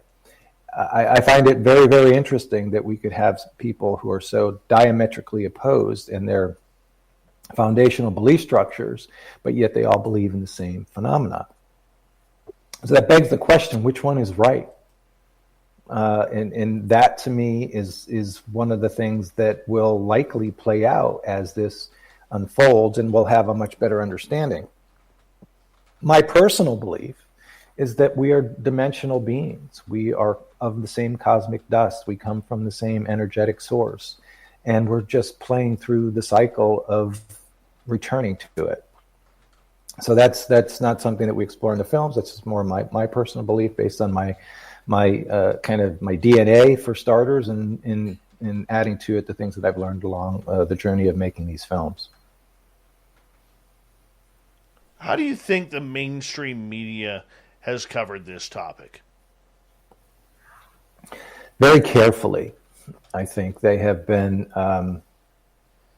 I still find it interesting that whenever you do see something in the media about this, it usually is couched in kind of a nonsensical way.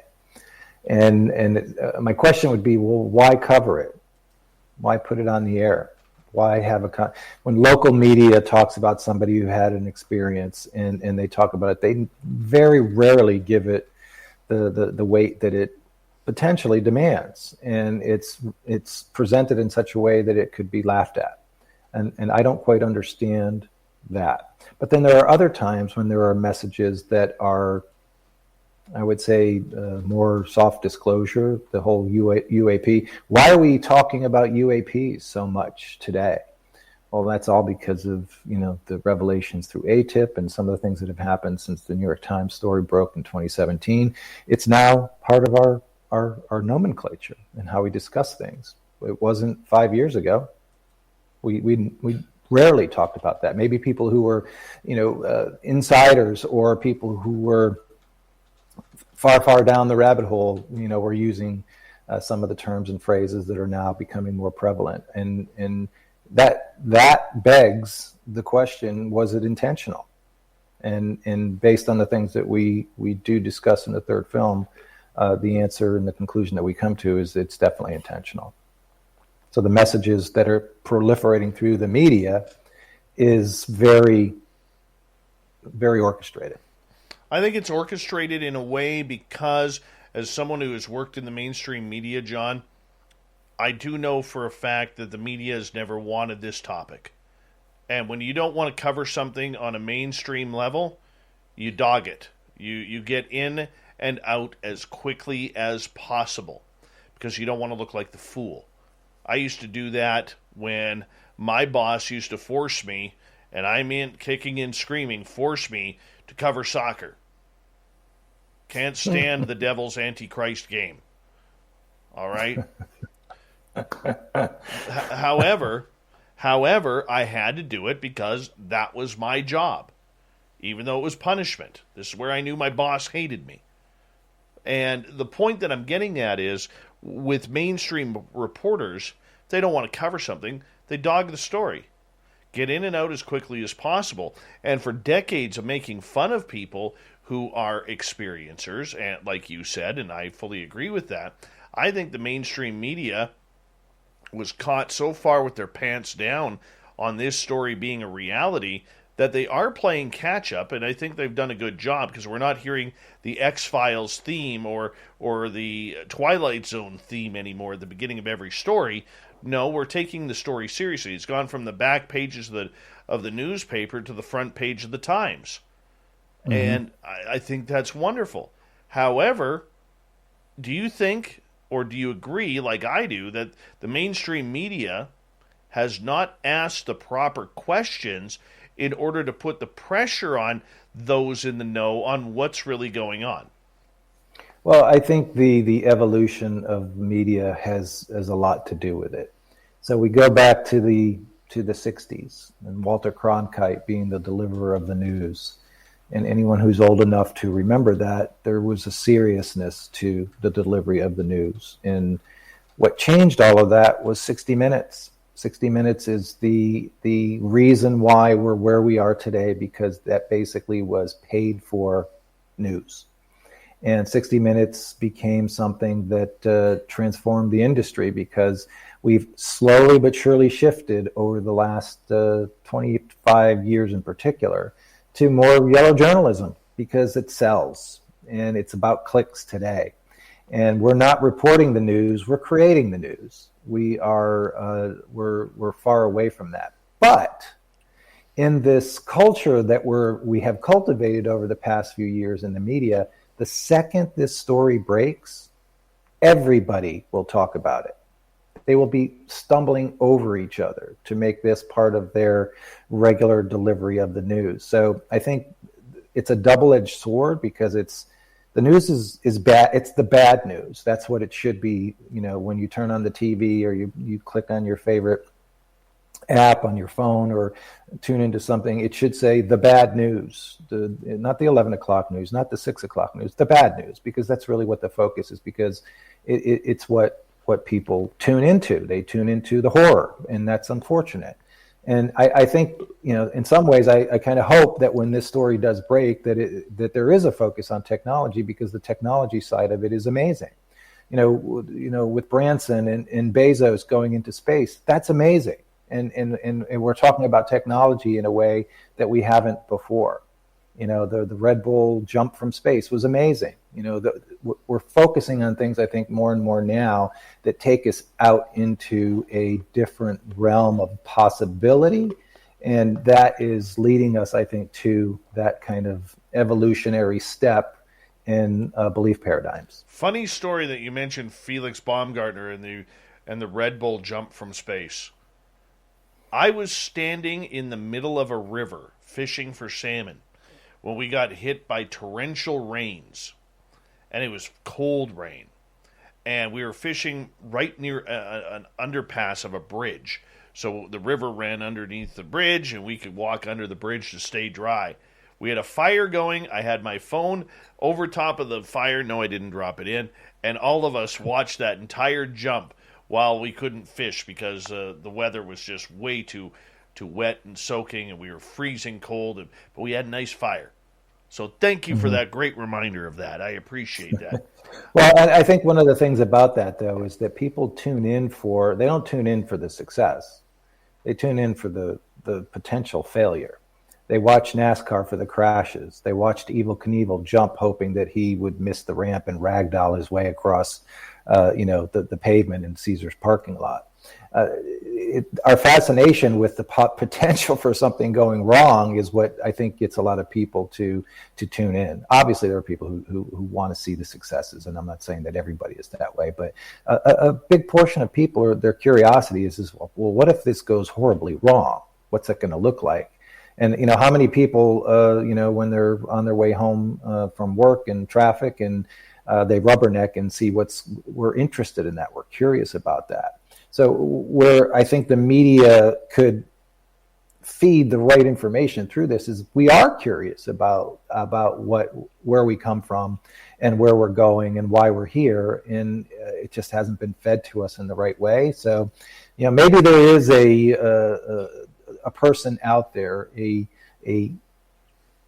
deliverer of the news that we have not yet encountered, and most likely will come from somebody in the digital space than it would be on anything that is network related, that will help start facilitating a different type of awareness and approach to this. And you don't know. You just don't know. All right. Minister Elaine is asking, John, has making these movies given you an insight on the hybrid program? I think my level of knowledge of this didn't exist 10 years ago. And now, having been exposed to it, my personal belief structure has been formulated by the people that I've talked to, not so much the evidence and the science and things of that nature, but the deep personal, emotional just the expressive side of it has made me realize and has made me much more appreciate people who have been through those situations. And I have much more emotional capacity in my heart for listening, understanding, and just being there for people who have had those experiences. So from that point of view, my compassion quotient is through the roof as a result of what I've been exposed to. My understanding of it is still, it's confounding to me. And because I have a belief paradigm that has been fostered upon me that says that this shouldn't be happening. But what resonates with me more than anything is the interdimensional component of this. And it's interesting, when we were making the second film, The Seeding, when we had lined up to shoot Geraldine, and we had talked with her on the phone a few times, and she was at that time a relatively unknown entity in the UFO world and the experiencer world. The day that we showed up for the interview, I knocked on the door, she opened the door, and immediately I felt a connection to her in a way that I had never experienced before. And it was a familiarity. Like, it hit me like a ton of bricks. I'm like, in my head, I'm thinking, I know you. I know you. I know who you are. And then as we were going through a little bit of a tour at her house, and she was showing us some of the things that had happened to her, I was seeing things in her house that I had seen before. And one of the things, she had a drawing on her wall, and I'm like, wow, I've seen this before. And this, where is this bench? Because I just created that about 2 weeks ago. So through conversations with her, it became, clear to me, based on some of the things that I learned and I was connecting with as a result of the conversations that I was having with her and with other people, was the whole idea of the kind of the paradigms in which we are structured to believe, and that it's important for us to break out of those in order for us to see the potential of who we are and where we're from and why we're here, and what our journey is, whether it is an energy journey or it's as Mary Rodwell says, a meat suit journey on this planet. So when we break out of the meat suit journey and we have a better appreciation for what the larger cosmic story is, then we start to see the world from a different perspective. And my perspective has shifted more toward interdimensional and connection to source, more so than it does to the whole idea of other beings out there. And I just feel like we're all part of the same family.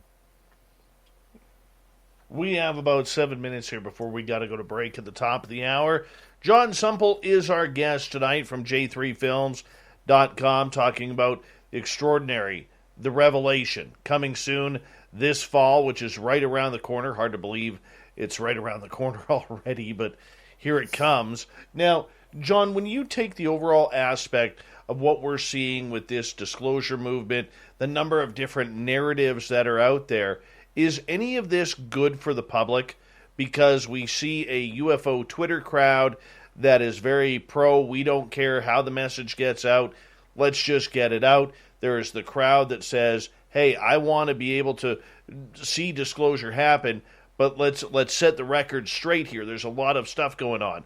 There's a lot of people who believe, like myself, that any type of disclosure has to include at least Roswell moving forward, not the USS Nimitz moving forward.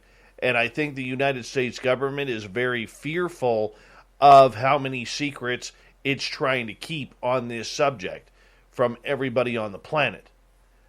Or you have the experiencers who have their own form of disclosure already. Mm-hmm. Well, I think that the government has a lot of explaining to do when we look back historically, because they have been telling us for decades that was all hogwash. It's fabricated stories and kind of pushed them to the side. But a bigger part of disclosure, in my opinion, is that when it does evolve into something that is more than just unexplained phenomena, how are they going to explain away hiding this for so long? That's a big part of it. So I think one of the reasons why we're seeing this shift towards technology is for that very reason, that we don't want to talk about the operators. We want to talk about the tech. We want to talk about what advances are being made and what is happening on the screen of these radars that we're seeing as being something that we can't comprehend because of physics as we know them today. That's not to say that modern physics is 100% correct. There are different physics, kind of the new physics. I think it's Alcubierre is one of the fathers of that, and this is going back 100 years. That it's about bending space and time. It's not about linear space and time, which is what we're led to believe. So there's been evolution of thought. There's been evolution of science. There's been major breakthroughs over the past 500 years. Who's to say that's not going to happen again in the next 50, 25, 10 years, 5 years? There's a good chance that there will be evolution of all of these different paradigms that we understand today as being finite. And the history of the world proves us that is not true. Everything is expanding, and that was one of the themes of the last film, is that the more the circle expands, so from Ralph Waldo Emerson's essay on circles, is every time you expand the circle of greater awareness, there's that many more questions, exponentially more questions that arise that need to be addressed and answered. And I think we're just seeing that happen. We're seeing that expansion just creates more questions. So for the people who want the answers, they're coming. They're happening before our very eyes. I think that, and it might not be about men in space and aliens coming to visit Earth. It may be something much, much bigger than that, which is a definition of who we are, why we're here, and what happens to us when we die. Unbelievable. As we got about 3 minutes to go here, and we're kind of hanging on out, talking about everything extraterrestrial, what do you believe happens? What do you believe in the reaction from the politicians in Washington State, whether it's Marco Rubio, Mark Warner, or others who are starting to speak out about this? I think it's going to take one brave person to make a statement that can't be walked back, and I don't know if that's going to happen in any time soon. I don't know if it's going to happen with the cast of characters that are present on the world stage right now. Potentially, it could. It might come from somebody in some far corner of the world that we've never addressed and talked about before, but they just emerge, and it's something profound. I don't know the answers to that. I really have not spent a lot of time thinking about how it unfolds as much as I am curious about when it unfolds. And I feel like, based on the research that we've done, the people that we've talked to, is that it's unfolding before our very eyes. It might not be as fast for some people as they would want it to be, but I believe that it's happening. If you just look at how far we've come since Roswell, and how fast and furious the acceleration has been over the last 5 years of the proliferation of information and awareness, it's global now in a way that it never had been before. And I think that's a step in the right direction. Definitely a step in the right direction going forward. I mean, the conversation is happening, but is it a good conversation? Is it a conversation that we need to be having as of yet? Well, I think during these pandemic times, it's a conversation that there's probably more time to ponder it. It's probably, as you mentioned earlier, it's the nerves are frayed, and it might not be the best of times for that to happen. But I look at like the pandemic that we're going through now, the Spanish flu back in 1918 through 1920. It was a 2-year period that was as horrific as it is now for us. They got through it, and they got through it with less technology and less communication, and the world went on. And I feel that we will do that with this. I feel that we will do that with the announcement and eventual soft and hard disclosure, whenever that might be. The world will go on. We'll adjust. It'll just be a new belief paradigm. For sure. Now, the big question is, what is the big answer to it all? Does the president know? Is he spilling the beans with other countries? I don't think so.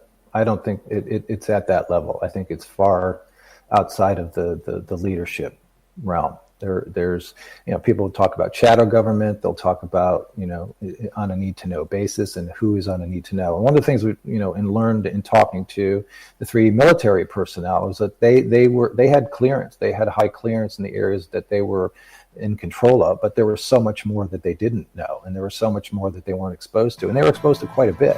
Right. So where does that lead us? It leads us to know that there's so much more to learn. All right, Jon Sumple, we have him for another 30 minutes here on Spaced Out Radio. Then we're going to get to the Magic 8 Ball, the Newswire, and the Thought of the Day. Spaced Out Radio continues right after this.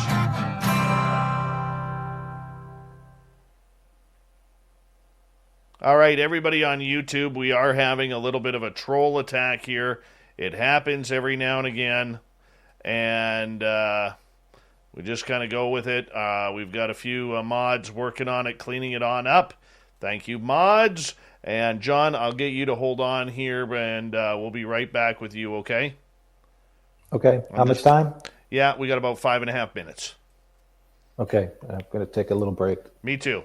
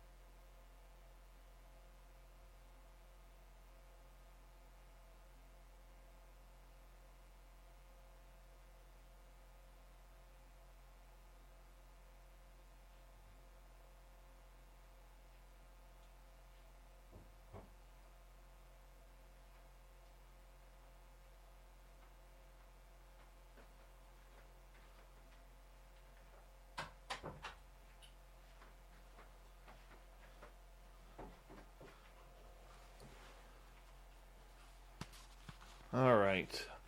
I am back.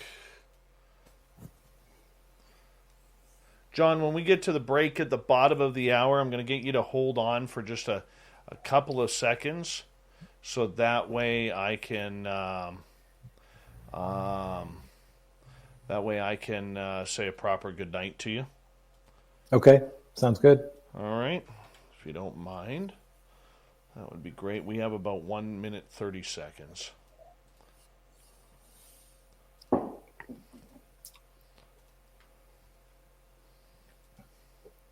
Thank you to our wrenches for cleaning up the mess in the chat room. Really do appreciate that.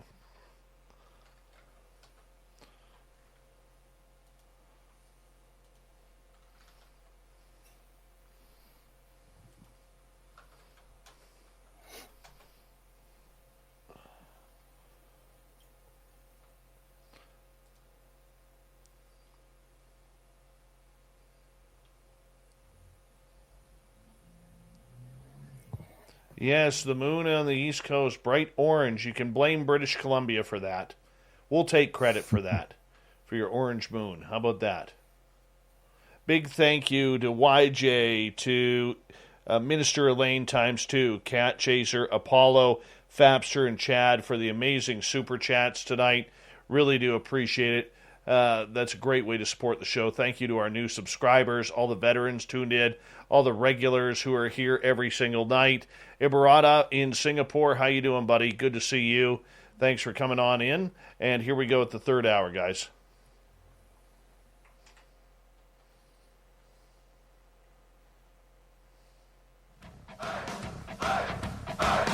Would you like to connect with us? Head to spacedoutradio.com for all your latest show info. Now, back to Dave Scott and SOR. Here we go with the third and final hour of Spaced Out Radio tonight. My name is Dave Scott. Thank you so much for taking the time to join us. We really do appreciate earning your listening ears wherever you are on this beautiful planet we call Earth.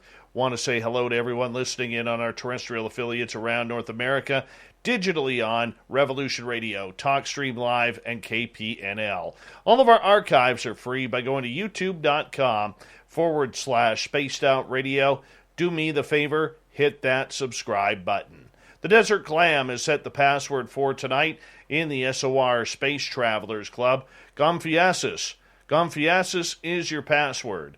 Use it wisely, Space Travelers, as the Clam sets the password each and every night right here on Spaced Out Radio. Our website is spacedoutradio.com, where we have a plethora of features for you, including rocking out to Bumblefoot and reading up on Captain Shirk's SOR Newswire. Follow us on Twitter at Spaced Out Radio and on Instagram at Spaced Out Radio Show.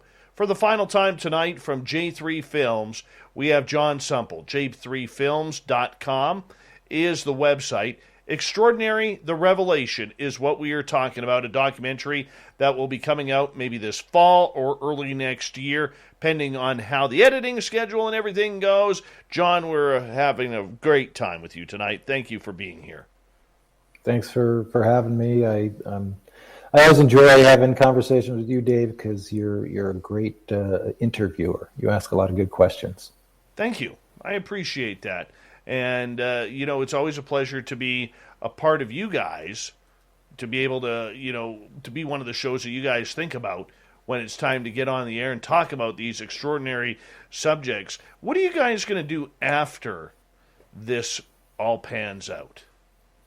Well, one thing I wanted to mention in regards to being on the show, this is the first show that we're doing to talk about the new film. So the pleasure is all of your audiences for being a part of this tonight. So we appreciate them engaging and sharing their thoughts in the chats. And that level of engagement is important. And spread the word, get the word out. So I'm sorry, what was your question again? Just in regards to where do you guys go from here after this? The Extraordinary, the Revelations is out and it's complete. What's next on the project list?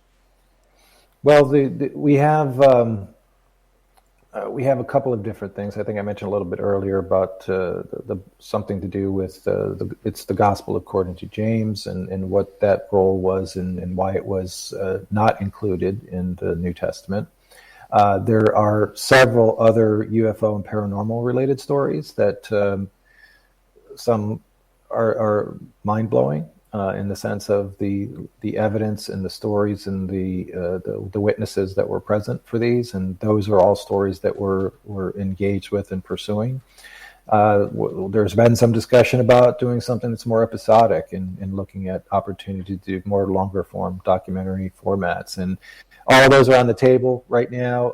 I think we'll continue with the Extraordinary brand because it is a way of uniquely identifying us in the space. But as it pertains to this kind of like, I would say, trilogy of from Lights in the Sky to the awareness in the government and is disclosure happening, I think that story in and of itself is played out in these three films. There's so much more that we could explore, but I think there's unique stories, and we may get into more unique storytelling and bring people a little bit further into some of the cases and some of the experiences that individuals have had, because the more we share stories like that, the more awareness there is and the more conversations that occur. And if we continue to bring these stories to the masses, then the conversation is taken at a much higher level and the exposure is greater, which is ultimately our goal, is to expand awareness and the discussion around things that don't happen every day, the discussions that don't happen every day. Is seeing UFOs or lights in the sky, as you just put it, is that still valuable information towards this subject, considering where we are now?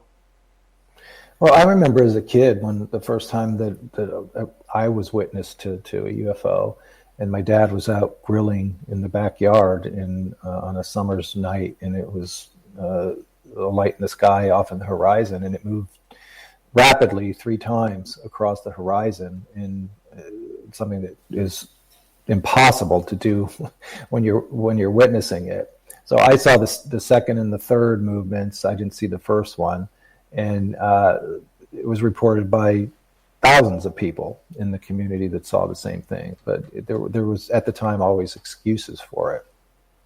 So at that time, when you would bring up something like that, it was looked at as a negative, and people were like, yeah, right, okay, sure, whatever. Now it is something that people look forward to, seeing new evidence. So we're predisposed to wanting to see more.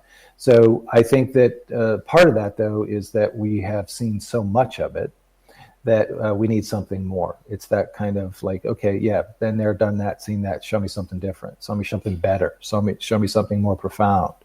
And I think that's both good and bad, because it lessens the integrity of the experience of witnessing something, in the sky that you've never seen before. If somebody comes into a room and says, look at the image that I got, and then people are like, yeah, I've seen that before, no big deal. That lessens that person's individual experience. So from that point of view, I think it's not good. But the fact that so many people are having experiences and are talking about them and are sharing them is a good thing. It's just that the emphasis now is so much more on the more spectacular and looking for the spectacular. And when they happen, they move the needle even further. In your opinion, what do we need for profound information in order to really capture the eyeballs that this isn't just a military operation where this is happening, that this is happening every day to people around the world? I think it's less, again, personal opinion, I think it's less about seeing credible information and more about hearing from credible voices. So is it someone in government? Is it somebody who is an influencer?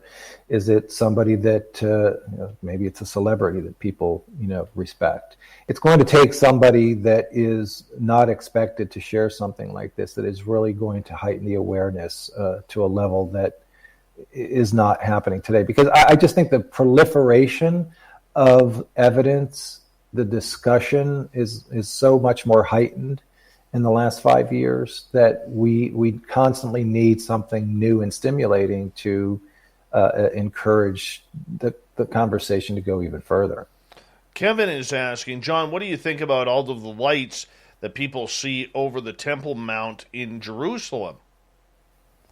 I think, I've seen some of those going back a few years. When they first came out, there were people talking about those that it was a hoax.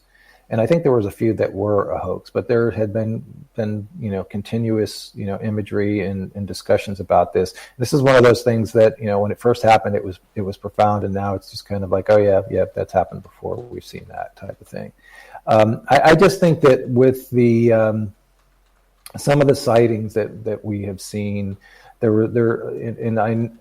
anybody that lives on the West Coast in Southern California have seen some lights out over the ocean several times over the last year or so. And this is something that is being documented and reported and captured on video by thousands, if not tens of thousands of people. It's being discussed, it's being shared, and I think that, I don't know if the question is more about are there religious connotations? I really don't know. I think that there might be energy related. As we traveled through, my wife and I traveled through the Mayan and Aztec and Incan cultures, there is a strong belief that some of these pyramids were used for transportation. There are stories and that have been passed down, oral history stories for generations about some of the people that showed up in Chichen Itza that shouldn't have been there.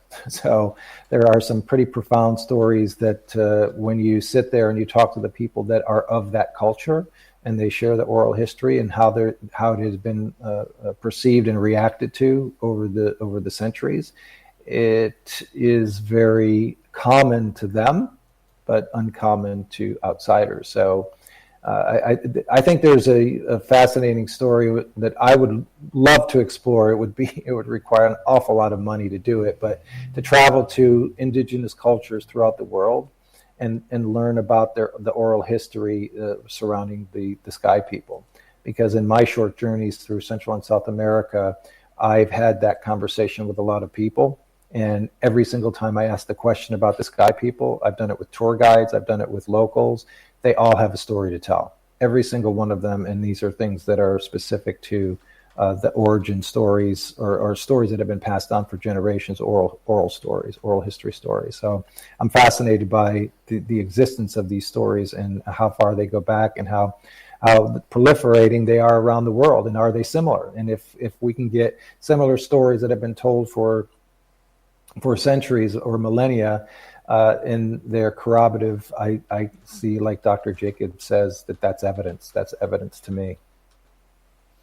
Very interesting indeed. All right, let's go to another question. This one comes from our good friends in Italy, Detailing Academy. John, what do you think aliens want? What do you think is their agenda? Well, I'll go back to that kind of cosmic answers that I think that we're all of the same space dust. I think that it's control mechanisms and stories that have us thinking of them as what is their agenda. I don't know if it's an agenda as much as it is a curiosity, maybe, or it's something that they're just waiting for us to get to a point where we're ready to become part of the cosmic family. And that very well may be true. We may not be a very mature species compared to other races that are in existence in the universe. So I don't like to use the word agenda because it has some negative connotations to it. I feel that it's a word that triggers fear. I think I would rather look at it as, what is their purpose? And I think their purpose is really to help bring us along. You mentioned you've seen a UFO, so I'll kind of rephrase Mark's question here. Are you an experiencer yourself? Do you consider yourself an experiencer? I do not consider myself an experiencer. That doesn't mean that I have no awareness or connection to it. I haven't had the I haven't had the moments that some people, when we screened the last film, we had people have very emotional and physical responses to seeing some of the things that were said in the film, to the point where they had to leave the theater. Then talking to them later on, they were like, something that triggered something in me. Created an awareness that I now need to figure out what's going on. So I haven't had anything profound like that happen with me. But as far as seeing craft, I've seen at least three different times when I was young, where I was, there was no explanation as to what I saw at the time. Now, and since then, over the past, I would say, 10 years, night watches and sky watches and things like that, I've had the infrared glasses on and have seen things moving in ways that they shouldn't. That makes me believe that they're not moving in straight lines. Something's different for sure. Jon Sumple is our guest tonight on Spaced Out Radio, talking UFOs and everything in between. Melinda is asking, is there a chance your movie will be submitted for the International UFO Congress in September? There is a very, very small chance.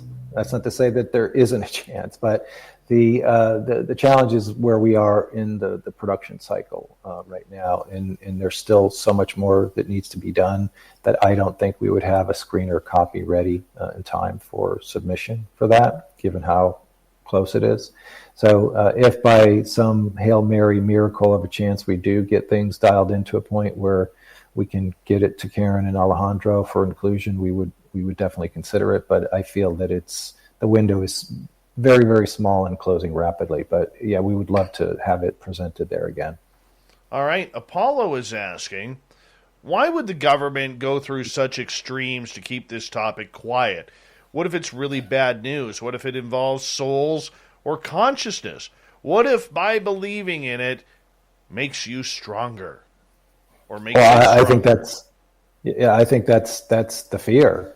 The fear in the government is that it empowers the people, that it empowers awareness, it empowers consciousness, it empowers individuality. It empowers us to search for answers and the truth, and not be, on the hamster wheel. So when we break out of the traditional mindsets, when we break out of the loops that we're caught in, that's when profound expansion of knowledge and awareness and evolution and thought and development and technology and ideas and creativity happens, and it requires those breakthroughs. And I think to a certain extent, from a government or a religious perspective, is that if we're allowed that, not that they have the right to say what we are allowed to do and not to do, if we're allowed to do that, it would be something that is more difficult to control. So when I think about control, I think about it in the sense of it's in this, whether it's governments or cabals or a select group of individuals that are pulling all the strings. It's a lot easier when everybody's moving in the same direction. It's much more complex when people are moving in different directions, and from those who are orchestrating, the desired end result that benefits them. So I believe that we're gonna reach one of those peaks, and we're going to go through one of those expansions of thought and knowledge and awareness and connection. And it may be interdimensional. It may be, one day you wake up and you feel something that you've never felt before, and you follow that path, and it takes you something that you can explain, but it makes sense. And I think that that's part of what we're going to be going through, is that we don't need other people telling us that this is happening. We need to believe it from within. I feel that disclosure is us, and how we manage it and how we deal with it and how we embrace it helps guide us to where we need to go. Do you think the government, though, is playing the public for fools on this topic by saying they don't know what it is, they don't know where it's coming from? Because to me, it looks very foolish. I think that that's all part of the old school mentality of that we know what's best for you, and trust us. And there we've had discussions with people before too who have said, certain things are best left unsaid, because depending on what that information is, how would people manage that information? So maybe when we look back at this historically, 5, 10, 50 years down the road, we will say, global governments and global leadership did a really good job of slowly releasing this information because it was in the best interest of humanity to do it that way. We're not there yet to be able to look back at that and say that that's what's happening, but maybe it is. Maybe we are being spoon-fed at the pace we need to be spoon-fed in order to truly embrace this. But I do feel like when you look back at where we were in 1947 and where we are today, profound leaps from where we were to where we are today. But with the knowledge comes the desire for more, and that's where we are at this point. Is that okay? We've been spoon-fed. Now let's turn on the fire hose. We're ready for more. Well, I mean, it's going to be interesting to see how it plays out. And this is where we always say on this show to our audience, make sure you be careful of the narrative that's out there, because this is a narrative. If there wasn't a narrative, we wouldn't have seen the government stop at 2004. They would have kept going. Anyways, Minister Elaine is asking, when do you expect your trailer for Extraordinary the Revelation to come out? Well, just for clarity, it's Extraordinary the Revelation, so plural. No worries. That we knew that was going to be something that would, but we didn't want. I think when you say the Revelation, it becomes religious, but by having an S on there, it clarifies a little bit more. And there are a lot of revelations that are presented in the film, which is basically revealing things that you may not have thought about before. It's not like definitive answers, but it's slowly peeling back more layers of the onion to help people better understand. But the trailer should be out, I would assume, within the next week or so. So we will likely have an announcement on that in a relatively short amount of time. It's done. It's not like we're waiting for it to be done. It is done. It's more a matter, I think, at this point of having an idea of when the film is going to be out and kind of timing it with some sequencing and cadence with how we would like to launch it and promote it. So yeah, it's close. That's got to be exciting. Oh, it is. And, well, to me, it's one of the things too that people have talked about. I've talked about this numerous times with people, that the creative process for me is what I enjoy the most. It's the doing the research. It's doing the logistical side of it, planning it. It's doing the interviews, and then it's creating the final product. And at the end of that process, I feel good about what's been done. I feel good that everybody that's worked on this has given their best, and that we've delivered the best possible outcome based on the resources that we had available and the access that we had to the people, and our work is done. So when that final product is shipped off to our distributor for launch, I'll be thinking about what are we going to do next, and it's more about that the process and being engaged in the process that's so rewarding and fulfilling to me. Fantastic. Jon, we got about 90 seconds left with you. Tell everybody where they can find the Extraordinary series. Well, the easiest thing to do is to go to our website, j3films.com. There are links, or in the menu, there are 3 different pages on the site that will point you to the 3 different films, and there's links within those that allows you to see where the films are available for viewing.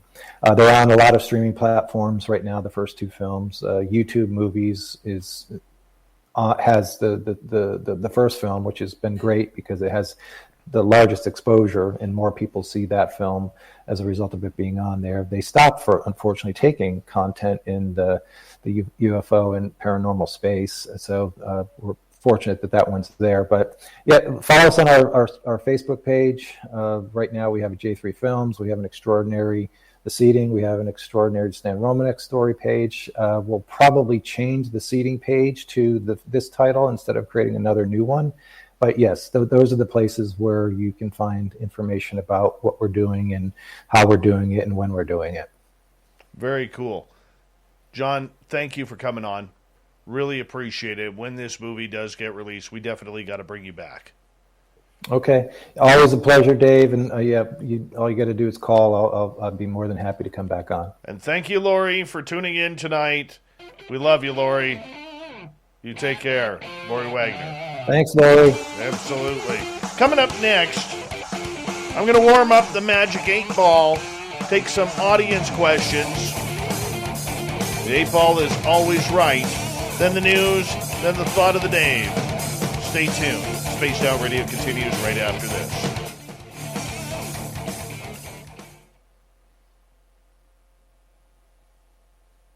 All right, we're clear. Good job, John. Yeah, great show. Sorry really for good. waking you up at 2 a.m. your time. Felt That's bad okay. about that. Not a problem. No, I was excited to participate, so looking forward to it. It's one of those things like Christmas morning, whenever, like we did, I think like 25 to 30 shows for the last film.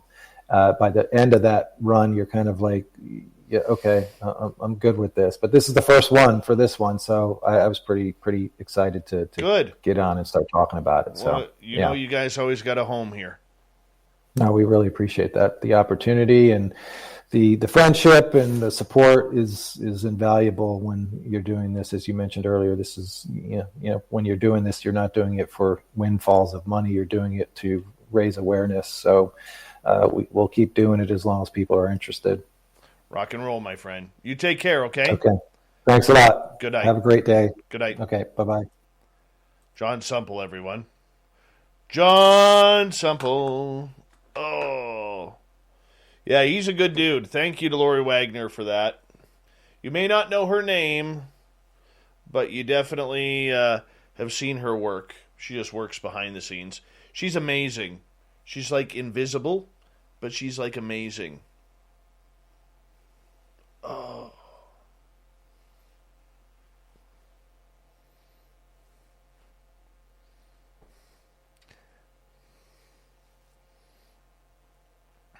Mm-hmm.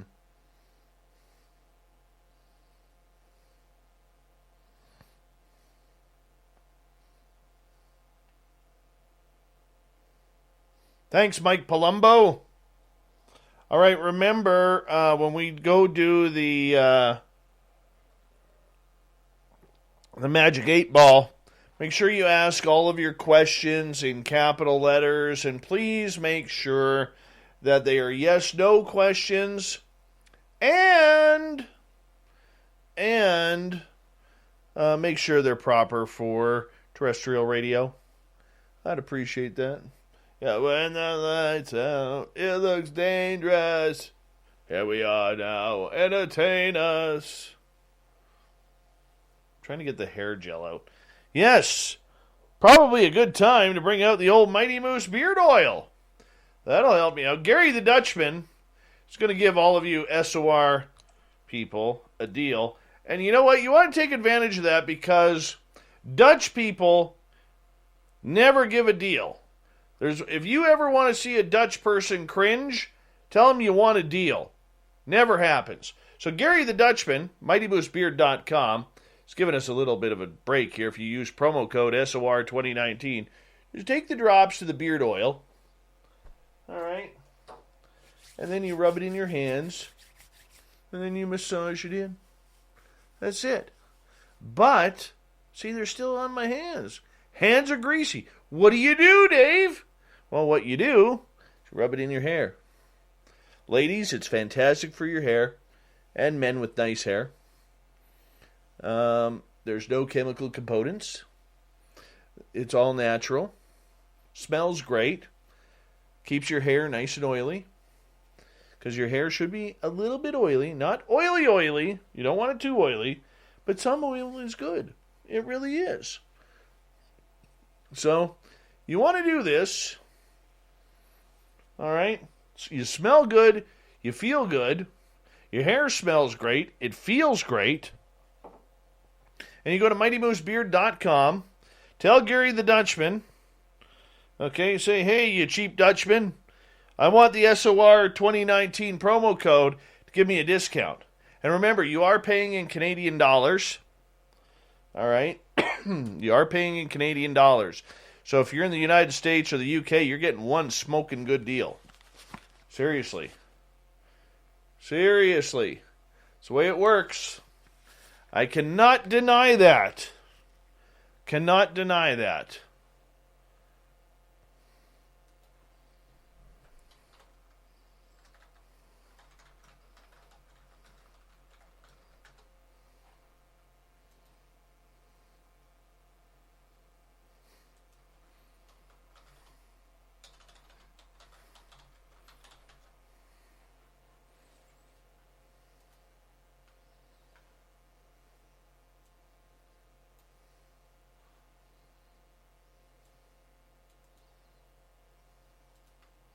We got 22 seconds. Big thank you to Cat Chaser ×2, YJ, Elaine ×2, Apollo, Fapster, and Chad for the amazing super chats. Really do appreciate that. Thank you to all our listeners for coming in as well. Here we go.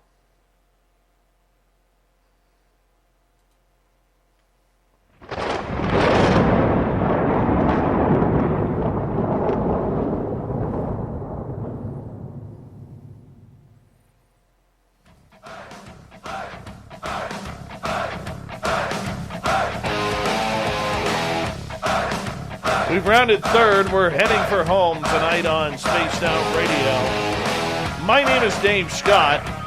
Thank you so much for playing along with us tonight. Usually we get to the news at this time, but you know what? It's time for the Magic 8 Ball.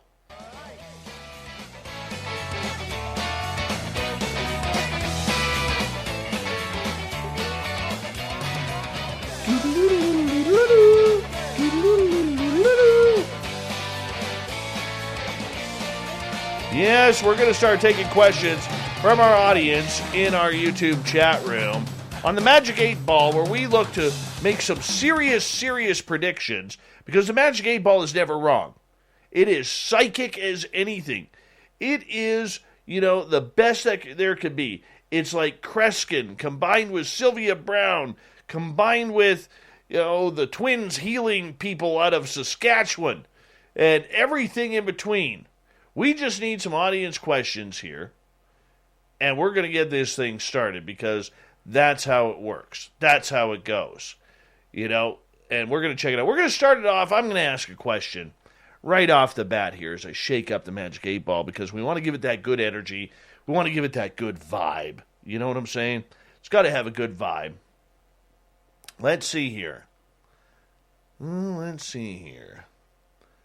I going to be having the Spaced Out Radio party in Vegas later this year? Oh, Magic 8 Ball. Because I want all my audience to attend. I do. See what the Magic 8 Ball says, because right now, we're going to see how it goes. Out of fuel, try later. Well, I know it's out of fuel because COVID's going on right now, Magic 8 Ball. But I'm saying in a couple months. Is it going to be a couple months? Will it be by the end of the year? Give me an answer. Otherwise, I'll toss you across the room, you jerk. You may rely on it. See the accuracy? Sometimes we've got to give Magic 8 Ball a little bit of a threat in order to get it working. All right. By this year, we're going to have a party. Oh, yeah. Here we go. Nicola is asking, I have had one UFO experience. Do you think I will have another one?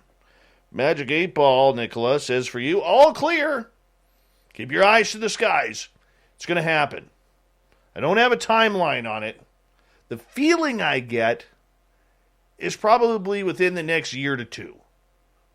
Within the next year to 2 years. But it's going to happen. You just need to stop staring at your phone. Take your lawn chair out into the yard and focus up. Bring some binoculars out with you, too. Down in Australia, we have Ozzy's sister. Magic 8 Ball, should I change my YouTube name to Biology Melinda? That sounds complicated. See if Magic 8 Ball likes it. It's not getting good energy off of this. It says batteries are low. Think you're going to want to come up with a better name than that. Sorry to break your heart, but sometimes the Magic 8 Ball can be callous that way. All right. Jules is asking, will it rain on the forest fires tomorrow? It is decidedly so. That'd be nice to see some rain. Because I'll be honest with you, my lungs are starting to really, really get upset with breathing in all the forest fire smoke. And it is like snowing ash at my house and at the studio here. It's not a good feeling. Not a good feeling at all. All right, where are we here?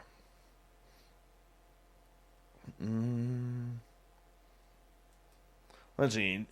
Jennifer Hawkins is asking, is August 31st too late?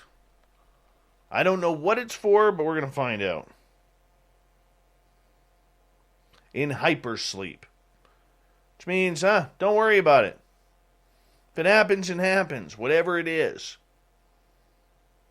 Sandra, who lives on Vancouver Island. Hi, Sandra. Hi, Sandra. Hi, Sandra. For some reason, she always likes me to pronounce her name 3 times. It's weird. She's weird that way. But most Vancouver Islanders are. I should know. I lived there for a couple of years when I started my radio career.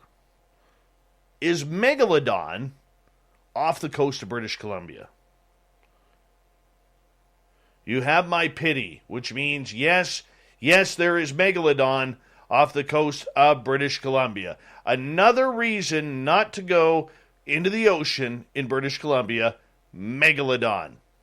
That's all we needed. We got killer whales. We got all sorts of sharks. Great whites are starting to come up. Now Megalodon has come on in. Well, the ocean's out for this guy. I guess I'm never visiting Vancouver Island again because one of those could probably take down one of those antiquated BC ferries. That's for sure. Those rusty hulls they use. Ooh. Nope, not going there.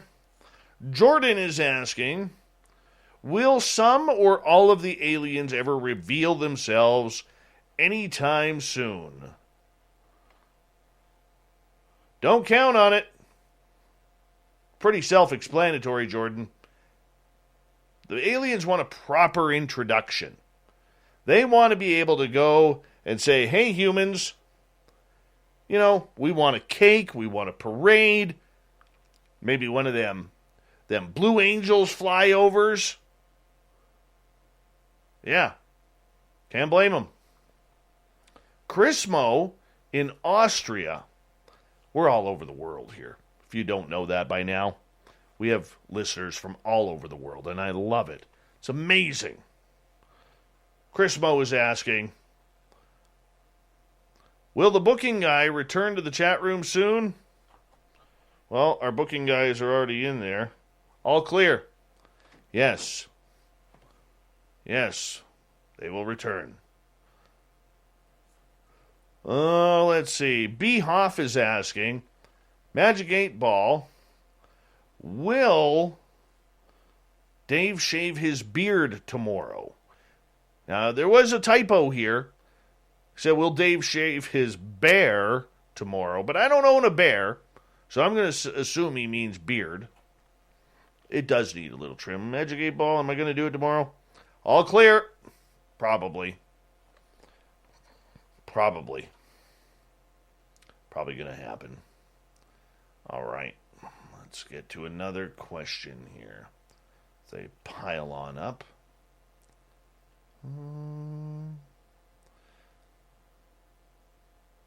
All right. Jordan Ashley Pettit, or if she was from Les Provinces de Quebec, it'd be Petit.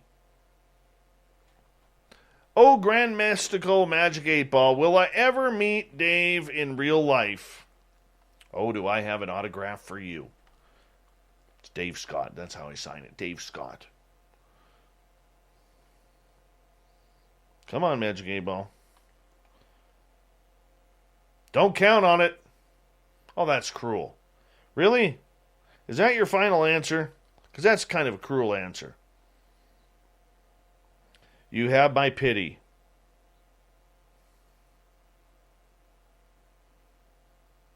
I think there's some sarcasm going on. Jordan, you come to Vegas for the Vegas party. All right, we'll let you through the red ropes. Okay? We'll let you through the red ropes. Definitely. Dave wants to meet you and every listener who listens to this show.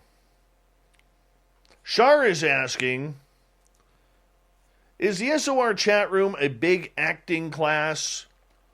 Well, let's find out, Shar. Reply hazy, try again. So basically what the Magic 8 Ball is saying to you, Shar, is, really? Really? With a head tilt, too. Really?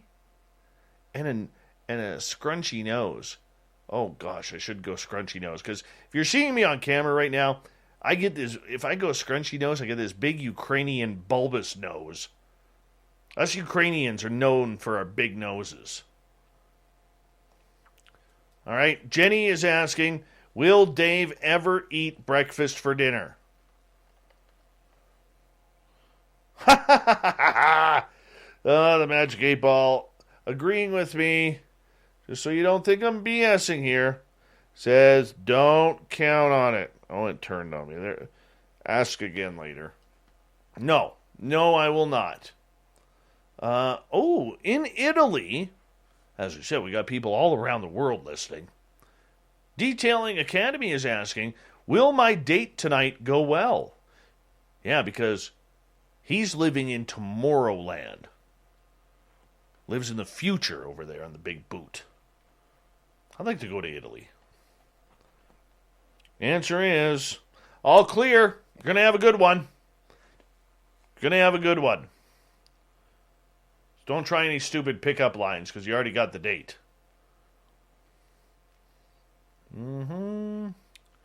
Duke from World Bigfoot Radio. Will Dave ever come to Montana and go camping with Sasquatch and Duke? Oh, that sounds fun. The answer is, censors read no. What do you mean? Are you being foolish again? 8 Ball says, censors read no. Really? Sounds kind of jerkish. Duke, sometimes the 8 Ball is not 100%. I would like to do that trip. I really would. All right. Snakes is asking, will Dave get to see a Guns N' Roses concert this year? That doesn't rely on the 8 Ball. That relies on Justin Trudeau opening the bloody borders up. Get the borders open, JT. Don't worry about a new pair of socks. Okay, you've already ruined the sock culture.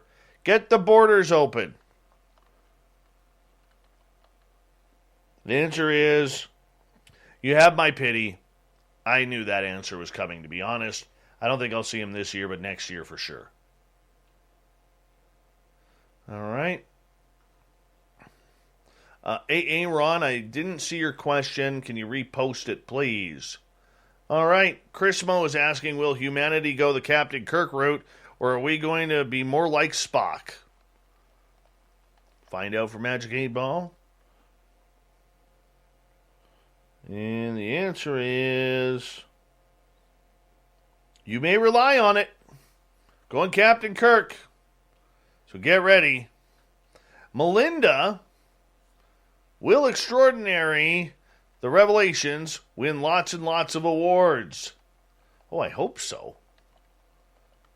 We need a positive answer. Signs point to yes, says the Magic 8 Ball. I think it will. That's going to be a good movie. Fabster, I can do that. I can give you some beard trimmings. I got a couple of beards here.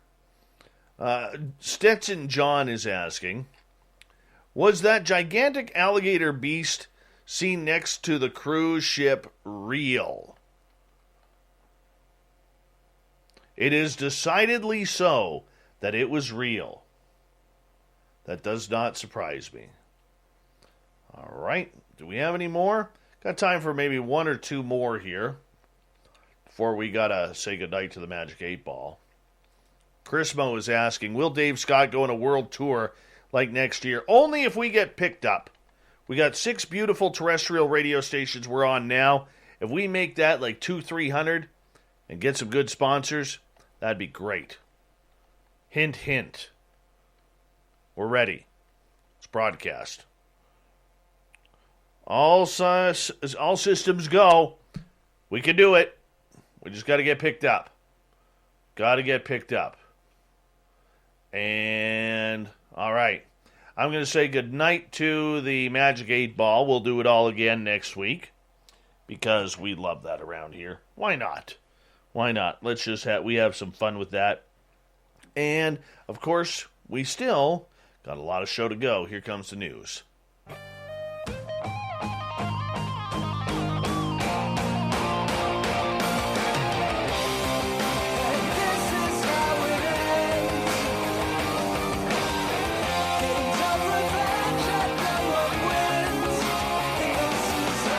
News is always changing.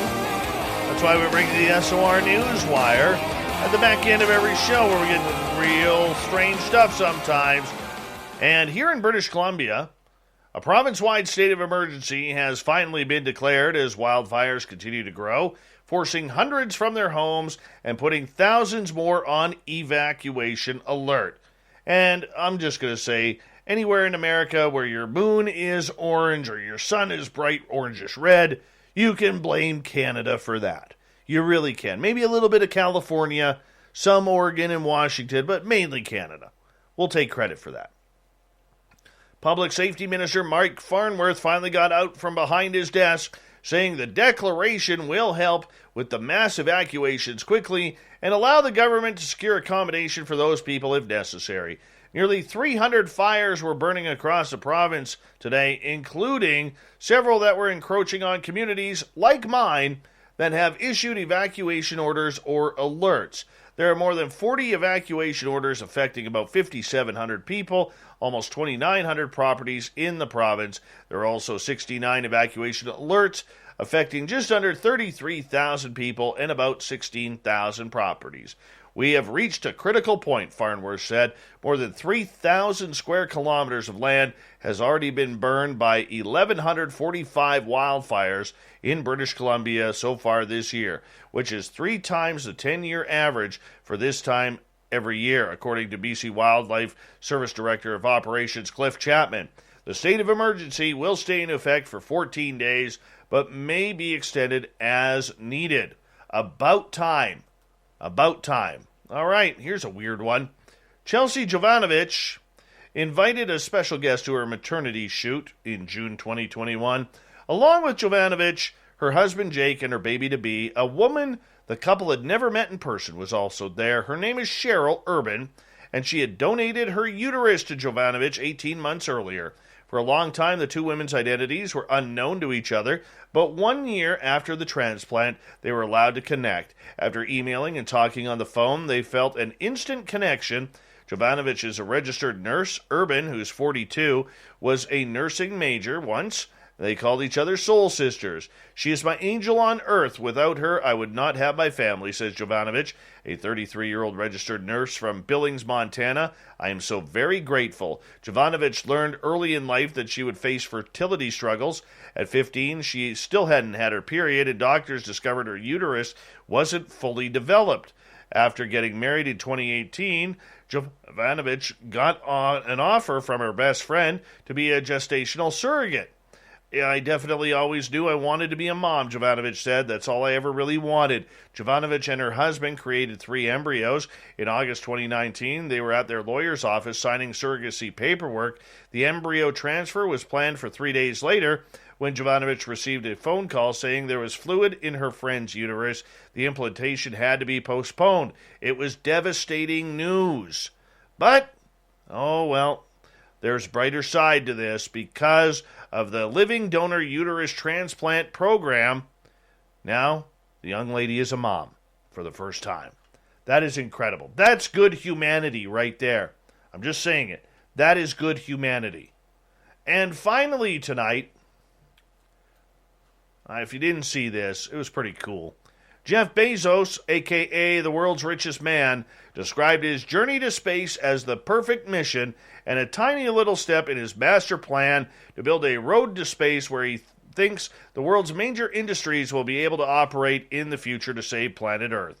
Bezos and the crew of Blue Origin took off from their base in Van Horn, Texas at 9:12 a.m. Eastern and the 52nd anniversary of the moon landing. 12 minutes behind schedule, they ascended for 4 minutes before the New Shepard rocket booster separated from their capsule, leaving them floating in zero gravity for 4 minutes. Bezos and Mark floated about, pretended to swim, and tossed Skittles at each other's mouths while in the air. And they said afterwards they had written "Hi" and "Mom" on their palms and put their hands together for their mother Jacqueline while in space. They were joined by 18-year-old Oliver Damon, the world's first paying customer to buy his flight, and 82-year-old Wally Funk. By the way, how does an 18-year-old have like $28 million to do this? Seriously. The 10-minute flight, by the way, cost $5.5 billion or $555 million per minute. Yep. Think about that for a second. That's a tough pill to swallow, but space is worth it.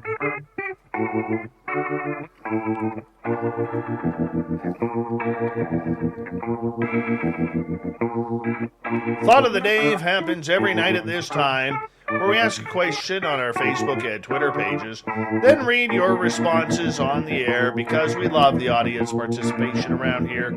Today's Thought of the Day is as follows.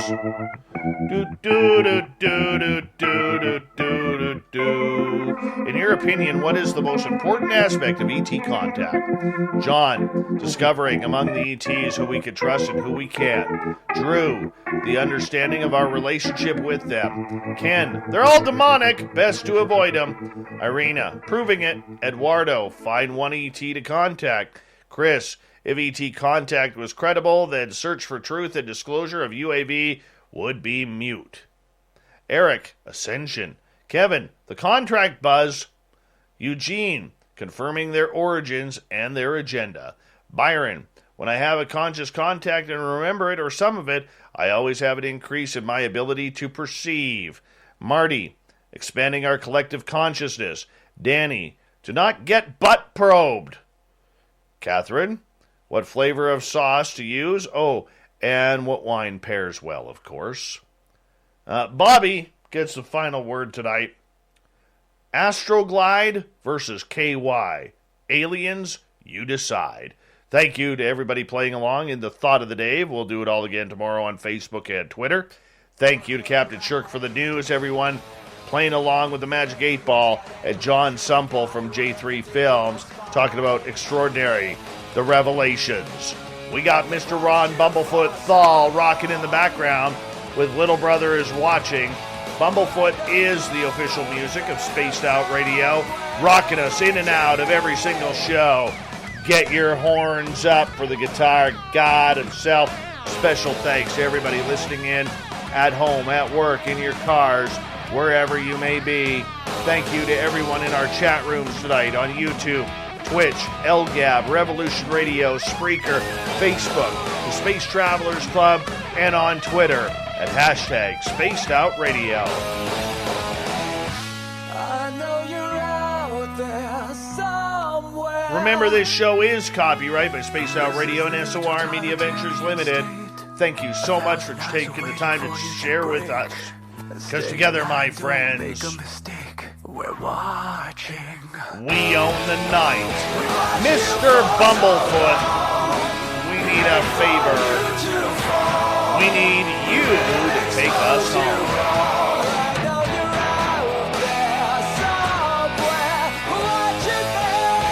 Yes, the Woo Train has docked for the night. But soon, my friends, we shall ride again. Your seats are always available. Your tickets never expire. And if you want to bring a friend, we've got room for them too. Good night.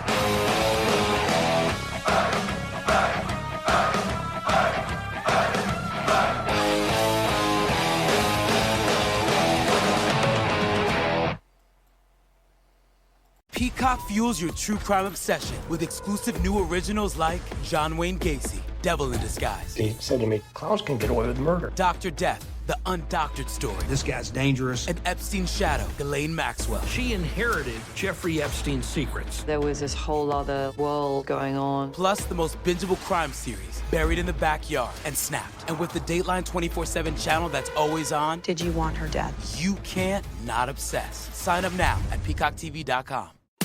Hey CDLs, going back to school or finishing what you started can be challenging. We designed Your Tomorrow to make things easier by covering 100% of your tuition. Waste Management is now hiring CDLs in Biloxi, Mississippi. Includes a $5,000 sign-on bonus. Apply today at careers.wm.com.